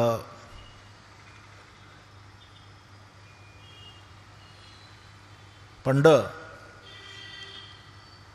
ത്രിപുരാസുരന്മാർ വരലബ്ധി കൊണ്ടുള്ള പ്രഭാവത്താൽ ലോകത്തെ മുഴുവൻ ബാധിച്ചിരുന്നു. ത്രിപുരാസുരന്മാരെ നശിപ്പിക്കാൻ ഒരാൾക്കേ സാധിക്കൂ. അതായത് ഈ 3 പുരങ്ങളും അങ്ങനെ ആകാശദേശത്ത് നിരന്തരം സഞ്ചരിക്കുക. വല്ലപ്പോഴും ഇവ 3 ഒരു സ്ട്രെയിറ്റ് ലൈനിൽ വരും. എത്രയോ കൊല്ലങ്ങൾക്കിടക്കേ വരൂ. അങ്ങനെ ഒരേ നേർരേഖയിൽ ഇവ വരുമ്പോൾ ഒന്നിച്ചിവയെ നശിപ്പിക്കാൻ ആർക്കെങ്കിലും കഴിഞ്ഞാൽ മാത്രമേ നശിപ്പിക്കാൻ പറ്റൂ. അതങ്ങനെ കറങ്ങാവ. സുവർണപുരവും രജതപുരവും ലോഹപുരവും. ഇതിന് ആകെ കൂടെ ഭഗവാൻ പരമശിവനാ, വേറെ ആർക്കും കഴിയില്ല. അപ്പം ദേവസംഘം പരമശിവൻ്റെ അടുത്ത് പോയി ഒന്ന് ഒപ്പിച്ചു തരണം. സാധ്യമല്ല. കാരണം അവർ ഈശ്വര വിചാരമുള്ളവരാണ്. അവർ ധർമ്മമര്യാദയെ അവർ പാലിക്കുന്നുണ്ട്. നിങ്ങൾക്കവർ ഉപദ്രവം ചെയ്യുന്നുണ്ട്, അത് ഞാൻ സമ്മതിച്ചു. പക്ഷെ അവരുടേതായ വ്യവസ്ഥകൾക്ക് വിധേയമായിട്ടാണ് അവർ ജീവിക്കുന്നത്. അതുകൊണ്ട് അവരെ അധാർമികരാക്കി തീർത്തു കഴിഞ്ഞാൽ ബാക്കി കാര്യം ഞാൻ ഏറ്റു. അങ്ങനെയാണ് വിഷ്ണു ഒരു കുമാരൻ്റെ രൂപം ഭാവം വേഷമൊക്കെ കെട്ടി ആദ്യം ഈ സുവർണപുരത്ത് പോയിട്ട് വലിയ ആധ്യാത്മിക പ്രഭാഷണമൊക്കെ ചെയ്ത് ഈശ്വരീയങ്ങളായ കാര്യങ്ങളൊക്കെ ചെയ്ത് ജനങ്ങളെ ആദ്യം ആകർഷിച്ചു. ജനങ്ങളുടെ മുമ്പിൽ ഇവനൊരു ആചാര്യനാണെന്ന് വരുത്തി തീർത്തു. എന്നിട്ട് തുടങ്ങി നിരീശ്വരവാദം പറയാൻ. എന്നിട്ട് തുടങ്ങി ധർമ്മവിരുദ്ധമായിട്ട് ഉപദേശിക്കാൻ. അങ്ങനെ ചുരുങ്ങിയ കാലം കൊണ്ട് അവരെ അധാർമികരാക്കി തീർക്കാൻ സാധിച്ചു. നേരെ മറിച്ച് ആദ്യം ഇയാൾ അധാർമികത ഉപദേശിച്ചിരുന്നെങ്കിൽ അടിച്ച് ഓടിക്കുമായിരുന്നു വിഷ്ണുവിനെ അവർ.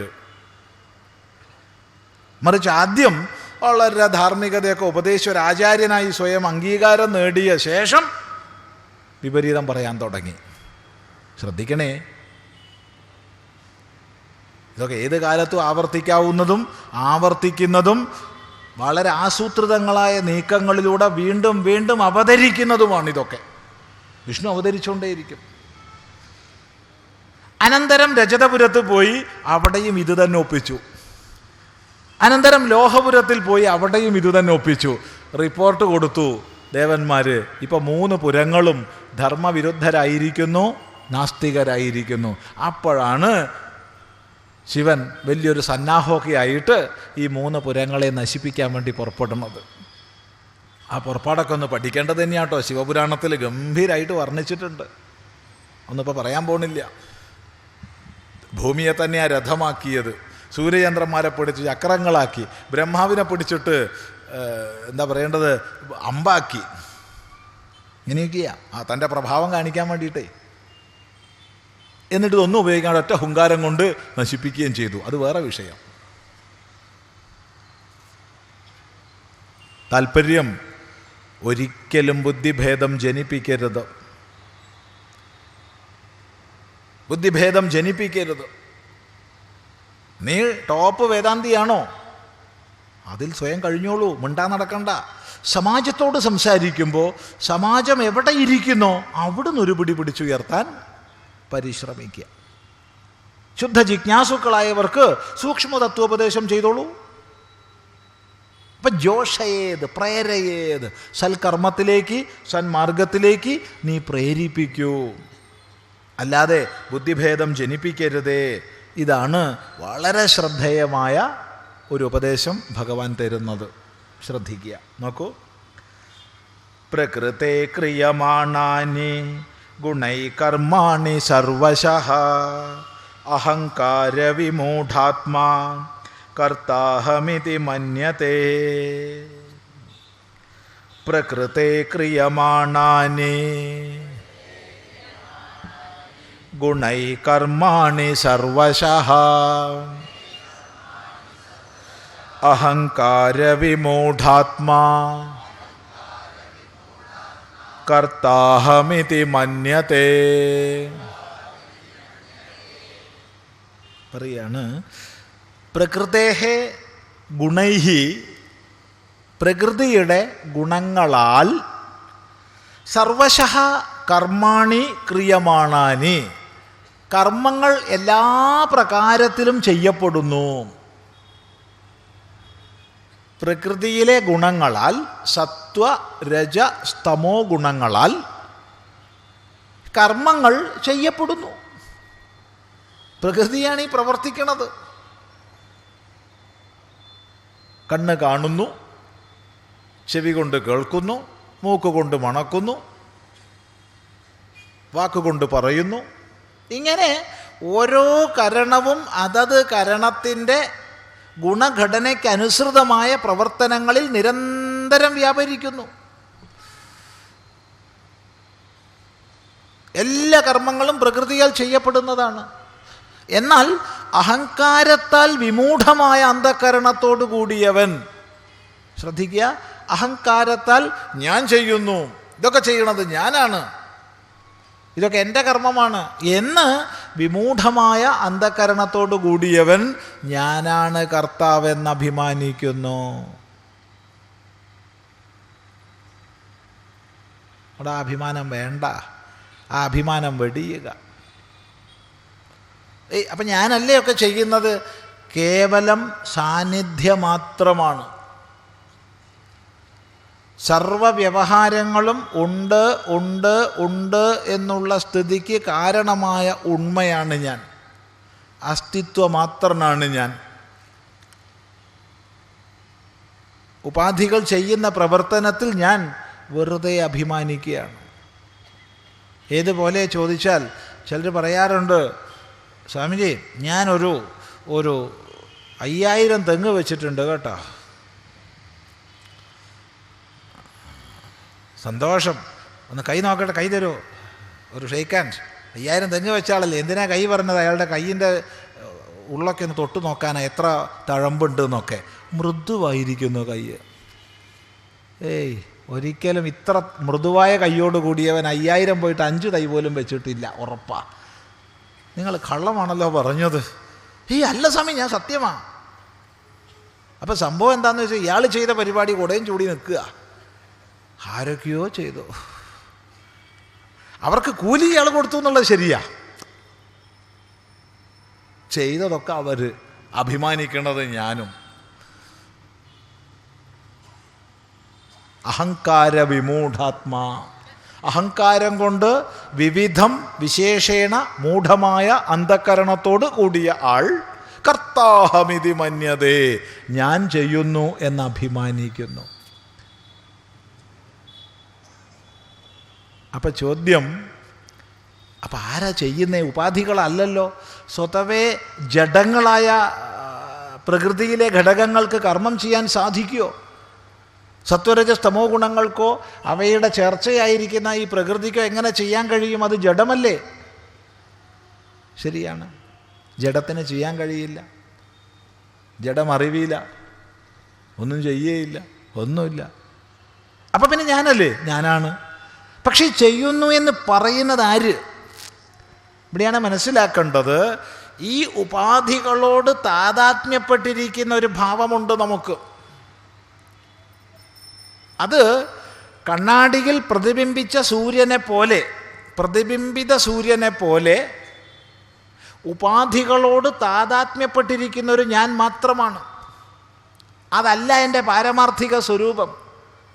എൻ്റെ പാരമാർത്ഥിക സ്വരൂപം ഈ കണ്ണാടിക്കും അപ്പുറത്തുള്ള കേവല സൂര്യഭാഗമാണ്. അവിടെ ചെയ്യുന്നുമില്ല, ചെയ്യിപ്പിക്കുന്നുമില്ല. എന്നാൽ കണ്ണാടിയിൽ പ്രതിബിംബിച്ച സൂര്യനെ പോലെ സ്ഥൂല സൂക്ഷ്മ കാരണ ശരീരങ്ങളോട് താതാത്മ്യപ്പെട്ടിട്ടുള്ള ഒരു ജീവാത്മഭാവം എനിക്ക് വന്നു ചേർന്നു. ആ ജീവാത്മഭാവത്തോടു കൂടിയാണ് ഞാൻ അഭിമാനിക്കുന്നത്. എന്നാൽ ഇതെൻ്റെ പരമാർത്ഥ സ്വരൂപം അല്ല.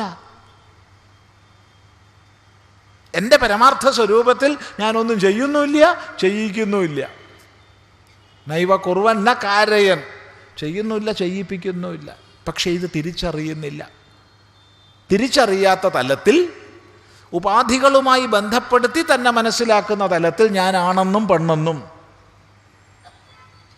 ഞാൻ സന്യാസിയെന്നും ഗൃഹസ്ഥനെന്നും ബ്രഹ്മചാരിയെന്നും ഒക്കെ അഭിമാനിച്ചുകൊണ്ട് കഴിയുന്ന തലത്തിൽ ഉപാധികൾ ചെയ്യുന്ന പണികളിൽ ഞാൻ ചെയ്യുന്നു എന്ന് അഭിമാനിക്കുന്നു. അങ്ങനെയാണ് ഈ ലോകവ്യവഹാരം വരുന്നത്. എന്നാൽ ഹേ അർജുന, സത്യത്തിൽ എന്താ സത്യമായിട്ടുള്ളത് പറയാം. തത്വവിത്തോ മഹാബാഹോ ഗുണകർമ്മ വിഭാഗയോ ഗുണാഗുണേഷു വർത്തന്ത ഇതി മത്വാ ന സജ്ജതേ.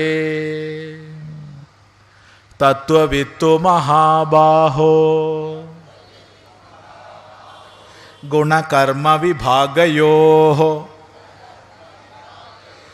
ഗുണാഗുണേഷു വർത്തന്ത ഇതി മത്വാ ന സജ്ജതേ. ഹേ മഹാബാഹോ, അല്ലയോ മഹാബാഹുബലത്തോടു കൂടിയവനെ, വലിയ കയ്യൂക്കോടു കൂടിയവനെ, അല്ലെങ്കിൽ ദീർഘങ്ങളായ കാൽമുട്ട് വരെ നീണ്ട കൈകളോടുകൂടിയവനെ, മഹത്തായ ബാഹുക്കളോട് കൂടിയവനെ, തത്വവിത്തുത്തു, തത്വജ്ഞാനിയാകട്ടെ. അപ്പം മൂഢനാണ് നേരത്തെ പറഞ്ഞതുപോലെ, അഹങ്കാര വിമൂഢാത്മാവ് നേരത്തെ പറഞ്ഞു. എന്നാൽ തത്വജ്ഞാനിയാകട്ടെ. എന്തിൻ്റെ തത്വജ്ഞാനി? ഗുണകർമ്മ വിഭാഗയോഹോ, എന്തൊക്കെയാണ് ഗുണങ്ങൾ, ആ ഗുണങ്ങളിൽ നിന്നുണ്ടാകുന്ന കർമ്മങ്ങൾ എന്തൊക്കെയാണ്, സത്വം രജസ് തമസ്, ഈ 3 ഗുണങ്ങളുടെ പ്രകൃതി എന്തൊക്കെയാണ്, ഓരോ ഗുണത്തിൽ നിന്നും ഉണ്ടാകുന്ന കർമ്മം എന്താണ്, ഇതിനെക്കുറിച്ച് വ്യക്തമായി അറിയുന്ന ആള് ഗുണകർമ്മ വിഭാഗയോഹോ തത്വവിദോ, തത്വജ്ഞാനി.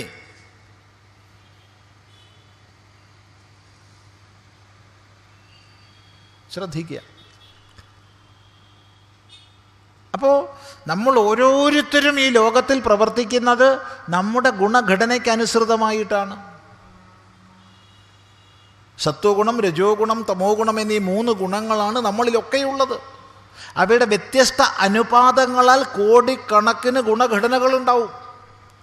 കോടിക്കണക്കിന് ഗുണഘടനകൾ ഉണ്ടാകുമെങ്കിലും ഏത് ഗുണത്തിൻ്റെ ആധിക്യമാണോ ഉള്ളത് അതിനനുസൃതമാണ് ഓരോരുത്തരിലും സ്വാഭാവികമായി കർമ്മവ്യാപാരങ്ങൾ നടക്കുന്നത്, നമ്മൾ പറയുന്നത്, പ്രതികരിക്കുന്നത്, നമ്മുടെ സംവേദനങ്ങളോടുള്ള പ്രതികരണങ്ങൾ എല്ലാം നമ്മളിലെ ഗുണമനുസരിച്ചാണ്. അങ്ങനെ ഗുണങ്ങളുടെയും ആ ഗുണങ്ങളുടെ ഫലമായുള്ള കർമ്മങ്ങളുടെയും വിഭാഗത്തെ സംബന്ധിച്ച് ശരിയായ തത്വജ്ഞാനത്തോടു കൂടി ആൾ മനസ്സിലാക്കുന്നു. എന്താ മനസ്സിലാക്കുന്നത്? ഗുണാഗുണേഷു വർത്തന്തേ, ഗുണങ്ങൾ ഗുണങ്ങളിൽ വർത്തിക്കുന്നു. ഇന്ദ്രിയങ്ങൾ സത്വരജസ്തമോ ഗുണങ്ങളിൽ വർത്തിക്കുന്നു. ഉപാധികളുടെ വ്യാപാരങ്ങൾ ഞാനല്ല.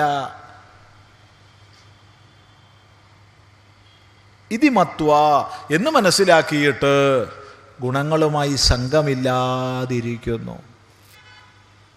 അതുകൊണ്ട് ഹേ അർജുന, നീയും തത്വജ്ഞാനിയുടെ മാർഗത്തെ അവലംബിച്ച് അല്ലെങ്കിൽ സ്ഥിതിയെ ആശ്രയിച്ച് ഗുണങ്ങളുടെയും കർമ്മങ്ങളുടെയും തത്വത്തെ മനസ്സിലാക്കി ഞാൻ ചെയ്യുന്നു എന്നുള്ള സംഘമില്ലാത്തവനായി തീരൂ.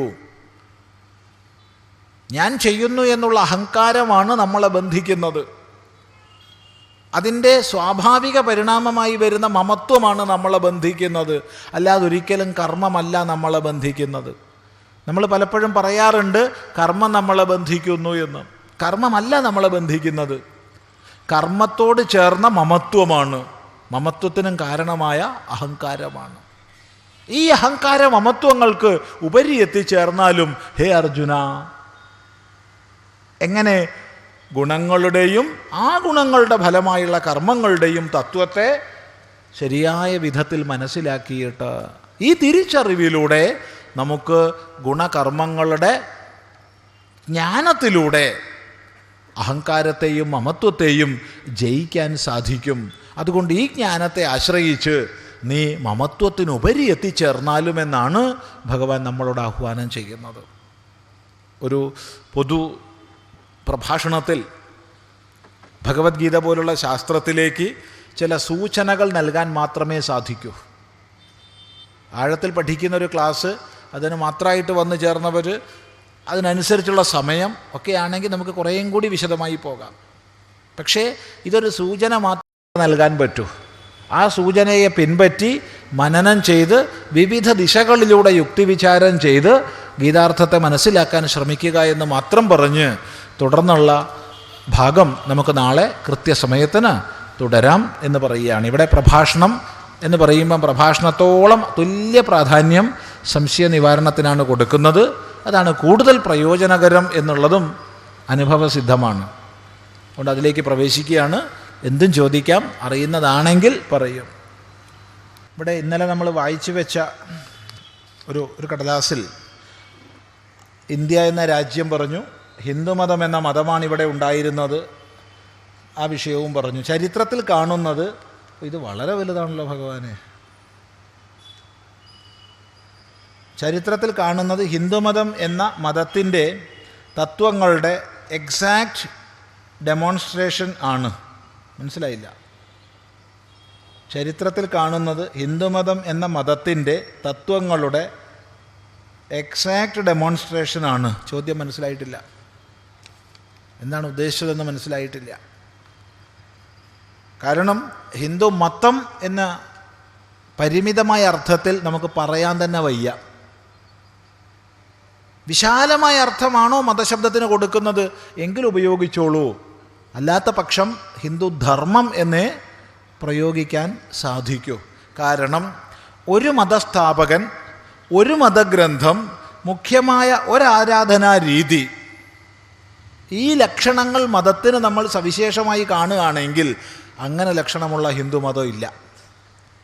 കാരണം ലക്ഷക്കണക്കിന് ഗ്രന്ഥങ്ങൾ, ആയിരക്കണക്കിന് ഋഷീശ്വരന്മാർ, കോടിക്കണക്കിന് ദൈവങ്ങൾ, വ്യത്യസ്തങ്ങളായ ചിന്താ പദ്ധതികൾ, തീർത്തും ഉപാധികളിലൂടെ ഈശ്വരനെ കാണുകയല്ല, ഉപാധിയെ തന്നെ ഈശ്വരനായി മാനിക്കുന്ന തലം മുതൽ അഹം ബ്രഹ്മാസ്മി എന്നുള്ള പരമമായ ബ്രഹ്മാത്മബോധം വരെ വികസിതമായ അനന്തമാർഗങ്ങളോടുകൂടിയ ഹിന്ദുധർമ്മത്തെ പരിമിതമായ അർത്ഥത്തിൽ മതമെന്ന് പറയാൻ സാധിക്കില്ല. ഇനി അങ്ങനെയാണെങ്കിൽ തന്നെയും മതത്തിൻ്റെ തത്വങ്ങളുടെ എക്സാക്റ്റ് ഡെമോൺസ്ട്രേഷനാണ് എന്ന് പറഞ്ഞാൽ എന്താ ഉദ്ദേശിച്ചതെന്ന് മനസ്സിലാവുന്നില്ല. അങ്ങനെ ആരെങ്കിലും പറഞ്ഞാൽ അവരത് വ്യക്തമാക്കേണ്ടതാണെന്ന് മാത്രം പറയാം. മതേതരത്വം എന്നാൽ നമുക്ക് അപരിചിതമായ എന്തോ ഒരു മഹത്തായ വിശേഷപ്പെട്ട ചരക്ക് ഇംഗ്ലണ്ടിൽ നിന്ന് ഇറക്കുമതി ചെയ്തതാണ്. ഇംഗ്ലണ്ടിൽ നിന്നോ? മതേതരത്വമോ? അവിടെ മതത്തിൻ്റെ അടിസ്ഥാനത്തിലുള്ള വ്യവസ്ഥയാണ് ഇന്നും നടക്കുന്നത്.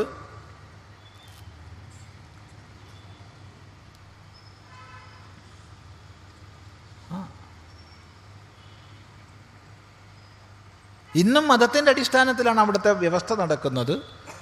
അവിടുത്തെ ഭരണത്തിൻ്റെ ആധിപത്യമുള്ള രാജ്ഞി വ്യക്തമായ മതവിശ്വാസം ഔദ്യോഗികമായി തന്നെ ഉള്ളവരാണ്, വൈയക്തികമായി ഉള്ളവരല്ല, ഔദ്യോഗികമായി തന്നെ ഉള്ളവരാണ്.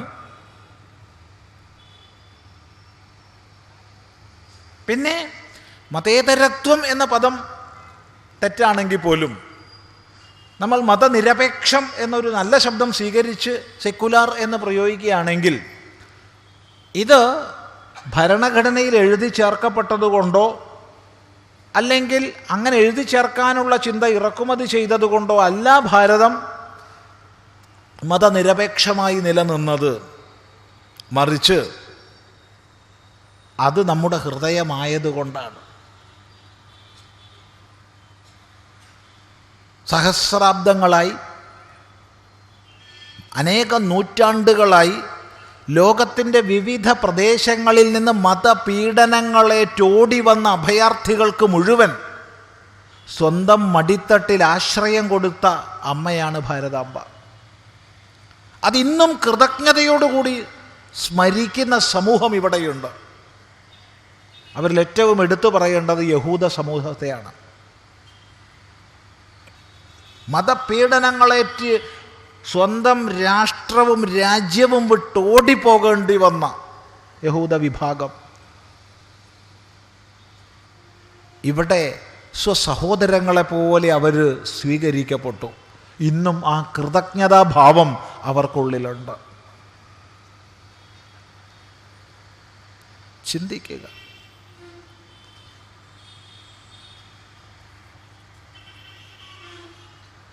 യൂറോപ്പിൽ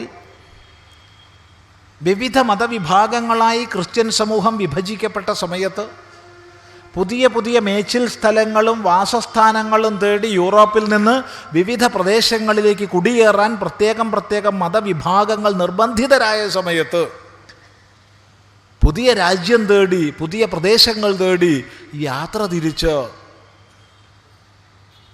വലിയ വിഭാഗം അമേരിക്കയിൽ കുടിയേറി സ്വന്തം രാജ്യം സ്ഥാപിച്ചു, അവിടുത്തെ സംസ്കാരത്തെ നശിപ്പിച്ചു. അതൊക്കെ അവിടെ നിൽക്കട്ടെ.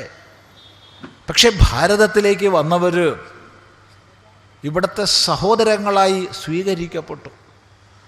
അവർ പിന്നീട് ചില വിഭാഗങ്ങൾ ഇവിടെ ആധിപത്യം പുലർത്തി സ്വീകരിച്ചവരെ അടിമയാക്കി എന്നുള്ളത് വേറെ വിഷയം. ചില വിഭാഗങ്ങൾ, എല്ലാവരെയും പറയാൻ വയ്യ. പക്ഷെ ഇന്നും ഭാരതത്തിൻ്റെ അന്തരാത്മാവിനോട് ലയിച്ചു ചേർന്നിരിക്കുന്ന ക്രിസ്തീയ വിഭാഗങ്ങൾ ഇവിടെയുണ്ട്.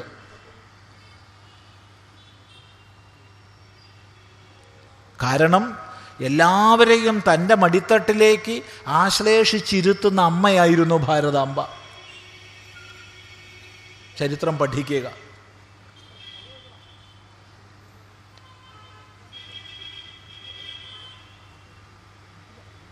ഇവിടത്തേക്ക് വന്ന മുസ്ലിം സമൂഹത്തെ പൂർണ്ണമായി സ്വീകരിച്ചു ഈ അമ്മ. പള്ളി പണിയാൻ സ്ഥലങ്ങൾ കൊടുത്തു, സ്നേഹത്തോടെ ഒന്നിച്ച് സഹവസിക്കാനുള്ള സ്ഥാനങ്ങൾ കൊടുത്തു. ഇതുപോലെ അക്രമരഹിതമായി ലോകത്തിൻ്റെ വിവിധ പ്രദേശങ്ങളിൽ നിന്ന് കുടിയേറിയവരെ മുഴുവൻ ഒരുപോലെ സ്വീകരിച്ച മറ്റൊരു സംസ്കൃതി ലോകത്തിലില്ല. അത് ഭരണഘടനാ ഭേദഗതിയിലൂടെ 42ാം ഭേദഗതിയിലൂടെ എഴുതി ചേർക്കപ്പെട്ടത് കൊണ്ടല്ല. അത് മനസ്സിലാക്കുക. ഭാരതത്തിൻ്റെ അന്തരാത്മാവാണത്.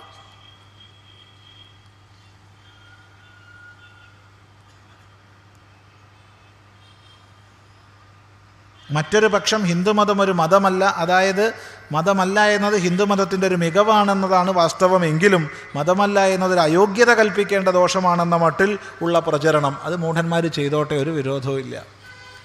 അതിനൊന്നും മറുപടി അർഹിക്കുന്നില്ല, ഒട്ടും മറുപടി അർഹിക്കുന്നില്ല. കാരണം പരിമിതത്വമാണ് മികവെന്ന് കണക്കാക്കുന്ന അബദ്ധത്തിലേക്ക് നമ്മുടെ ചർച്ച പോവാതിരിക്കട്ടെ. ഇനി ഇതെഴുതിയ ആളുടെ ഒരു തോന്നലും ഹിന്ദുമതത്തെക്കുറിച്ച് നടത്തപ്പെടേണ്ടതായ ഒരു പ്രചരണവും വനങ്ങളിൽ പർണശാലകൾ കെട്ടി പാർത്തിരുന്ന് അതീന്ദ്രിയ ജ്ഞാനം വഴി മന്ത്രങ്ങളെ ഡൗൺലോഡ് ചെയ്ത് എടുത്തിരുന്ന ഋഷീശ്വരന്മാരുടെ കാലഘട്ടം അസ്തമിക്കുകയും അവർ ആർജിച്ചു വെച്ചിരുന്ന അറിവിൻ്റെ പ്രചരണ നിയന്ത്രണാവകാശങ്ങൾ ജാതി ബ്രാഹ്മണ്യത്തിൻ്റെ കൈവശം വരികയും അവർ സ്വാർത്ഥമോഹത്തോടെ പ്രവർത്തിക്കുകയും ചെയ്തതല്ലേ മേൽപ്പറഞ്ഞ ദുർഗതിയുടെ അടിസ്ഥാന കാരണം. നോക്കൂ, ജാതി ബ്രാഹ്മണ്യം, ജാതി ക്ഷത്രിയത്വം, ജാതി വൈശ്യത്വം, ജാതി ശൂദ്രത്വം, നാലും ഒരുപോലെ കുഴപ്പമുള്ളതാണ്. ജാതി ബ്രാഹ്മണ്യത്തെ മാത്രം കുറ്റപ്പെടുത്തരുത്.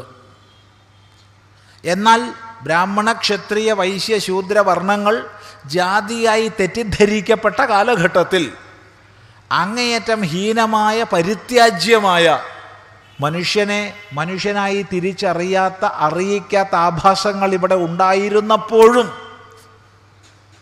ചില പ്രകാശത്തുരുത്തുകൾ ഉണ്ടായിരുന്നു.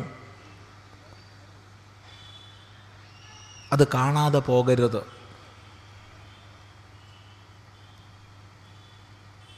ചട്ടമ്പി സ്വാമി തിരുവടികളും ശ്രീനാരായണ ഗുരുദേവനും മഹാത്മാ അയ്യങ്കാളിയും നവോത്ഥാന നായകരായി, അവർ സത്യത്തിൽ നവോത്ഥാന നായകർ മാത്രമൊന്നും പറഞ്ഞാൽ പോരാ, പ്രത്യേകിച്ച് ഗുരുദേവനും ചട്ടമ്പി സ്വാമികളും ആധ്യാത്മിക ആചാര്യന്മാർ, വേദാന്തത്തിൽ സ്ഥിരപ്രതിഷ്ഠന്മാരായിരുന്നു. എങ്കിലും ബാഹ്യമായി അവർ പ്രവർത്തിച്ചതിലൂടെ നവോത്ഥാന നായകന്മാരായി തീർന്നു.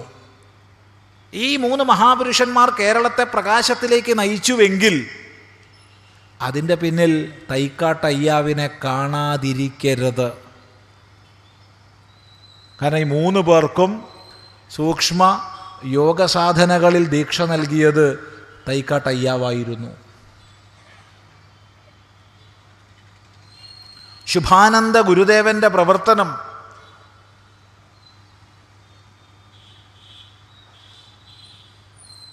അതെ, മനുഷ്യരായി പോലും അംഗീകരിക്കപ്പെടാതിരുന്ന ഒരു സമൂഹത്തിനെ പിടിച്ചുയർത്തിയെങ്കിൽ അതിൻ്റെ പിന്നിൽ വേദജ്ഞാനമാണ്.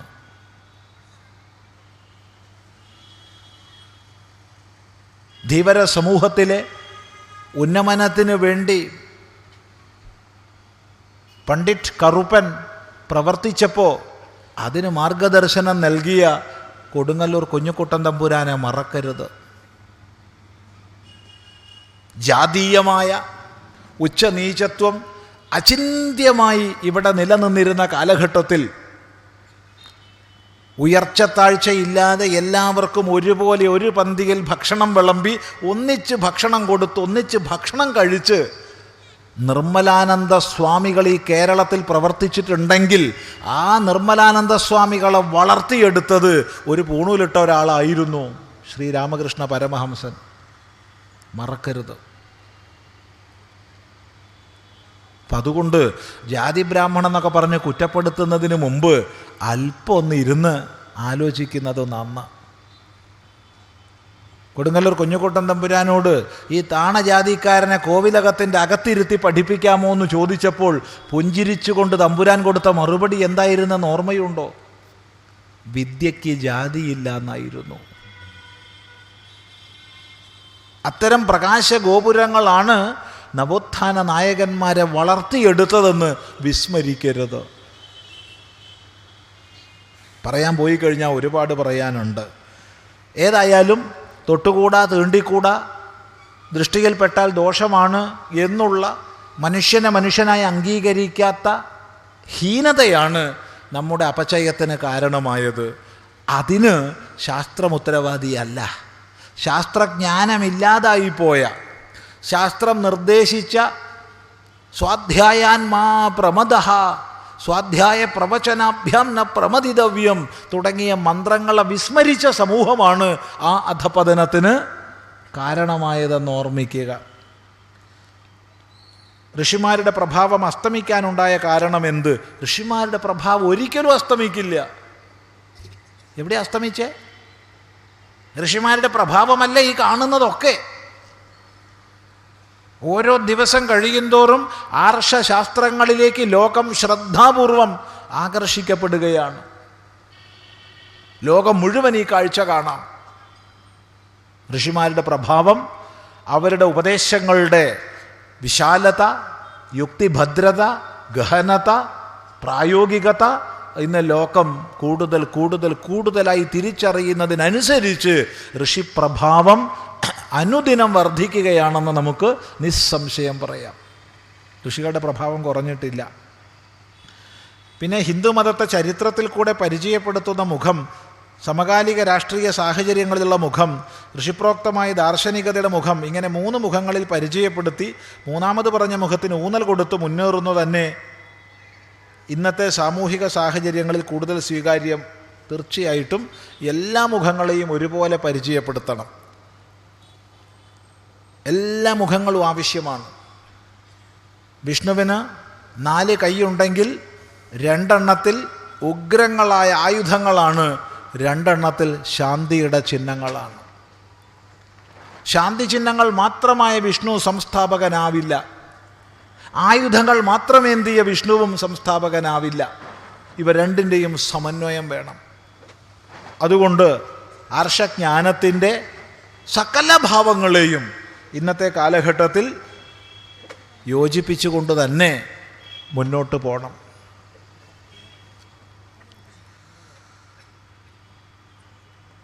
സുപ്രീം കോടതിയിലെ 4 ജഡ്ജിമാർ കഴിഞ്ഞ ദിവസം ഡൽഹിയിൽ വാർത്താസമ്മേളനം വിളിച്ച് ചീഫ് ജസ്റ്റിസ് ഓഫ് ഇന്ത്യക്കെതിരെ ആരോപണങ്ങൾ ഉന്നയിക്കുകയുണ്ടായല്ലോ. ഇത് ശരിയായ നടപടിയാണോ? ഈ വിഷയത്തിൽ രാഷ്ട്രീയ പാർട്ടികളും സോഷ്യൽ മീഡിയ ആക്ടിവിസ്റ്റുകളും നടത്തുന്ന പ്രതികരണങ്ങളും പ്രചരണങ്ങളും ഗുണകരമോ അതോ പ്രതികൂലമോ? വളരെ വളരെ ചർച്ച ചെയ്യേണ്ടുന്ന വിഷയമാണ്. ഈ കഴിഞ്ഞ ദിവസം നമുക്കൊക്കെ ഏറ്റവും ആനന്ദം തോന്നിയ ഒരു സംഭവവും ഏറ്റവും അധികം ഖേദം തോന്നിയ ഒരു സംഭവവും ഒത്തുചേർന്നു. ഏറ്റവും അധികം ആനന്ദം തോന്നിയ ISROവിൻ്റെ 100ാമത്തെ വിക്ഷേപണം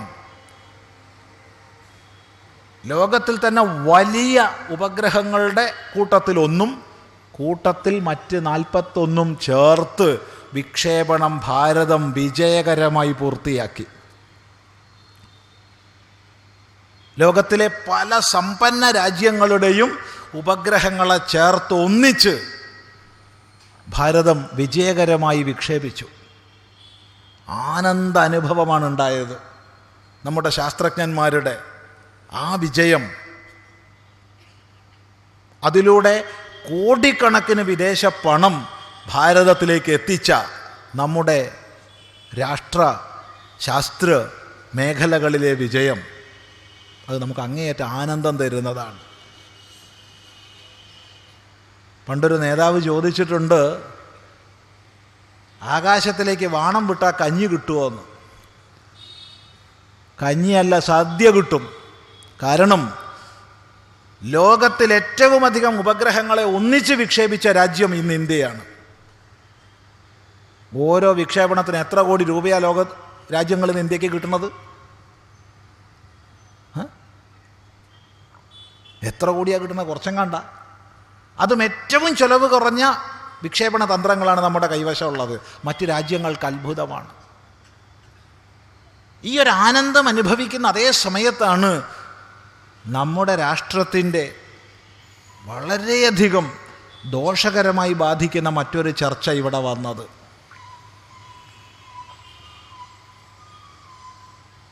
നമുക്കൊക്കെ ആശയും പ്രതീക്ഷയും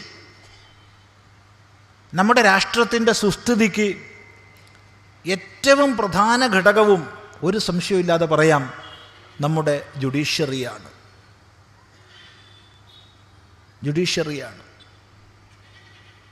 ഒറ്റപ്പെട്ട ഏതെങ്കിലും നിയമജ്ഞന്മാർ, നീതിപീഠത്തിലിരിക്കുന്ന ജഡ്ജിമാർ കളങ്കങ്ങളോ കറകളോ ഉള്ളവരായിരിക്കാം. പക്ഷേ ഇന്ത്യൻ ജുഡീഷ്യറി യാതൊരു സംശയമില്ലാതെ പറയാം ലോകത്തിന് മുമ്പിൽ അത്ഭുതകരമായി തന്നെ നിലനിൽക്കുന്നുണ്ട്.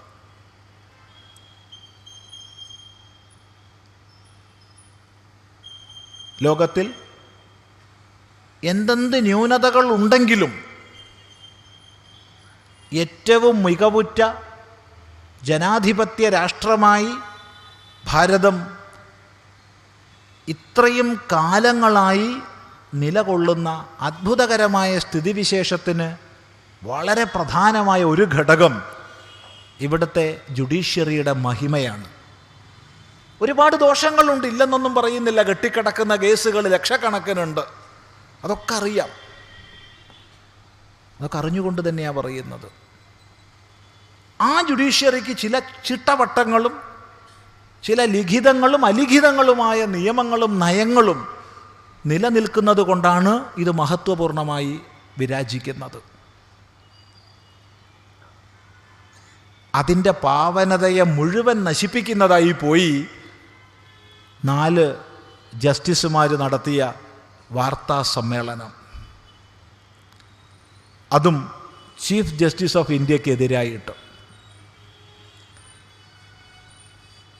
അവർ പറഞ്ഞത് നമ്മൾ മനസ്സിലാക്കിയത്, മാധ്യമങ്ങളിൽ നിന്ന് മനസ്സിലാക്കിയത് മാത്രമാണ് പറയുന്നത്. ശരിയുണ്ടാവാം, തെറ്റുണ്ടാവാം. അവർ പറഞ്ഞത് ഞങ്ങൾ ചില സത്യങ്ങൾ സമൂഹത്തോട്, ലോകത്തോട്, ജനങ്ങളോട് വിളിച്ചു പറയുന്നു എന്നാണ്. അങ്ങനെ വിളിച്ചു പറയാമോ? ആ വിളിച്ചു പറയുന്നതിന് മുമ്പ് ചെയ്യേണ്ടുന്ന നടപടിക്രമങ്ങൾ ചെയ്തുവോ?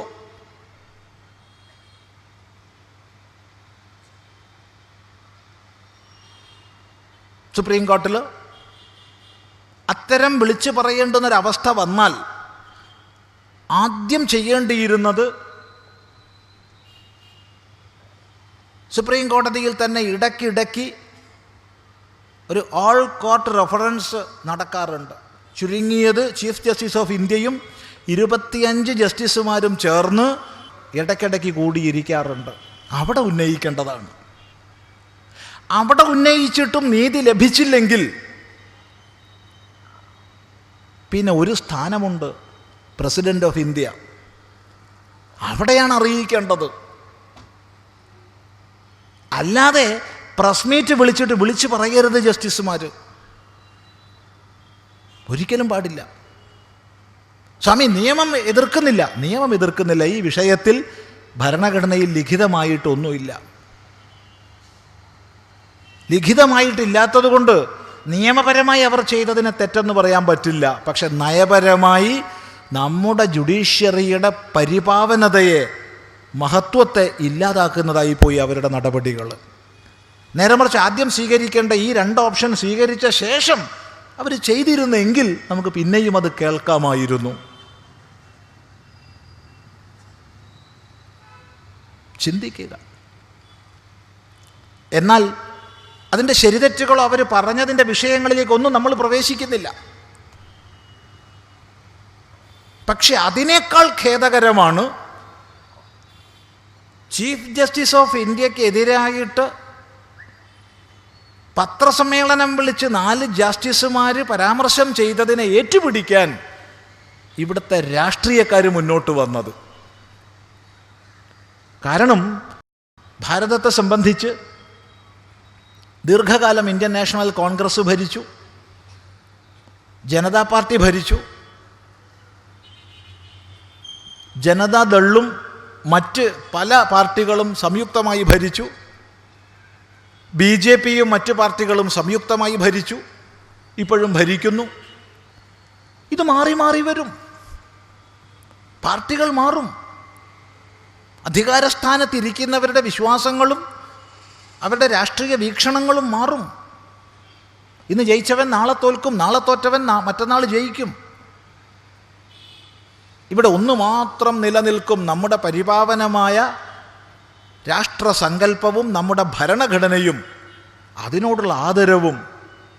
എന്നാൽ രാഷ്ട്രത്തോടുള്ള ആദരവിനേക്കാൾ കൂടുതൽ, ഭരണഘടനയോടുള്ള ആദരവിനേക്കാൾ കൂടുതൽ ഇന്ന് പലപ്പോഴും കണ്ടുകൊണ്ടിരിക്കുന്നത് ആരാണോ ഭരണത്തിലിരിക്കുന്നത് അവരെ എതിർക്കാൻ കിട്ടുന്ന സാധ്യത മുഴുവൻ ഉപയോഗിക്കുക. ചാടി വീണു അപ്പോഴത്തേക്ക്. ഇവിടെ വളരെ ശ്ലാഘനീയമായൊരു പ്രതികരണമാണ് ഇന്നത്തെ കേന്ദ്ര ഭരണവ്യവസ്ഥയിൽ നിന്നുണ്ടായത്. ജുഡീഷ്യറി അതിൻ്റെ വഴിക്ക് നീങ്ങട്ടെ എന്ന് മാത്രമല്ല, പ്രധാനമന്ത്രി റിപ്പോർട്ട് തേടുകയും ചെയ്തു. വളരെ ശ്ലാഘനീയമായ നീക്കമാണ്. അതിലേറെ ചിന്തിപ്പിക്കുന്നതാണ് ഈ വിളിച്ചുകൂട്ടിയ ജസ്റ്റിസുമാരിൽ ഒരാൾ ഇവിടുത്തെ ഒരു ഇടതുപക്ഷ രാഷ്ട്രീയ പാർട്ടിയുടെ നേതാവിനെ, ഡി രാജയെ കണ്ടെന്നുള്ളത്. എന്തിന് ജസ്റ്റിസ് അങ്ങനെ കാണണം?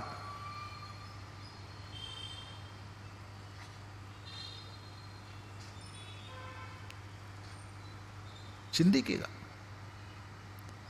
ഇവിടെ കോടതിയിൽ ഏതേത് ബെഞ്ച് ഏത് കേൾക്കണം എന്നൊക്കെ നിശ്ചയിക്കുന്നതിനൊരു വ്യവസ്ഥയുണ്ട്. ആ വ്യവസ്ഥയ്ക്ക് അനുസൃതമായിട്ട് കാര്യങ്ങൾ നടക്കുന്നില്ലെങ്കിൽ അത് ഉന്നയിക്കപ്പെടേണ്ട മേഖലകളുണ്ട്. ആ മേഖലകളിൽ ചർച്ച ചെയ്യാതെ പൊതുവേദിയിൽ ജനങ്ങളോട് വിളിച്ചു പറയേണ്ടാത്തവർ പുറപ്പെട്ടു കഴിഞ്ഞാൽ എന്താവും ഇവിടുത്തെ ജുഡീഷ്യറിയുടെ അവസ്ഥ?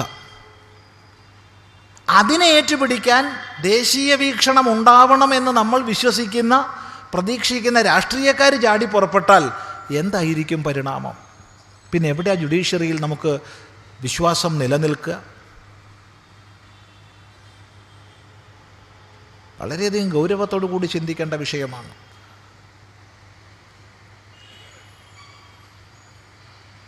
മൊത്തം ജുഡീഷ്യറിയുടെ തന്നെ എങ്ങനെയൊക്കെ ജഡ്ജിമാർ പെരുമാറണം, എങ്ങനെയൊന്നും പെരുമാറരുത് എന്നുള്ള വിഷയത്തെക്കുറിച്ച് പലപ്പോഴായി നമ്മുടെ പല ചീഫ് ജസ്റ്റിസുമാർക്കും ഈ അടുത്ത കാലത്ത് നിർദ്ദേശങ്ങൾ കൊടുക്കേണ്ടതായി വന്നിട്ടുണ്ട്. കാരണം വ്യക്തിപരമായ ഓവർ ആക്ടിവിസം എന്നുള്ളതും ചേർന്നുള്ള ഓവർ ആക്ടിവിസം എന്നുള്ളതും അനാവശ്യങ്ങളായ അധികാരമില്ലാത്ത മേഖലകളിലേക്ക് പ്രവേശിക്കുന്നു എന്നുള്ളതും പലരും ചെയ്തു കൂട്ടിയിട്ടുണ്ട്. ഇതൊക്കെ ചിന്തിക്കുക വളരെയധികം. അതുകൊണ്ട് നമ്മുടെ ജുഡീഷ്യറിയിലെ പരമാധികാരികൾ ഇത്തരം നടപടികൾക്ക് പോകുന്നത് അതിലുപരി തൽക്കാല രാഷ്ട്രീയ ലാഭം ഉദ്ദേശിച്ചുകൊണ്ട് ഇതിൻ്റെയൊക്കെ പിന്നാലെ പോയിട്ട് രാഷ്ട്രീയക്കാർ കക്ഷി ചേരുന്നത് തീർത്തും അനാരോഗ്യകരമായ ഒരു പ്രവണത ആയിരിക്കും. നമ്മുടെ രാഷ്ട്രത്തിൻ്റെ സുസ്ഥിതിക്ക് വളരെ ദോഷകരമായിരിക്കും.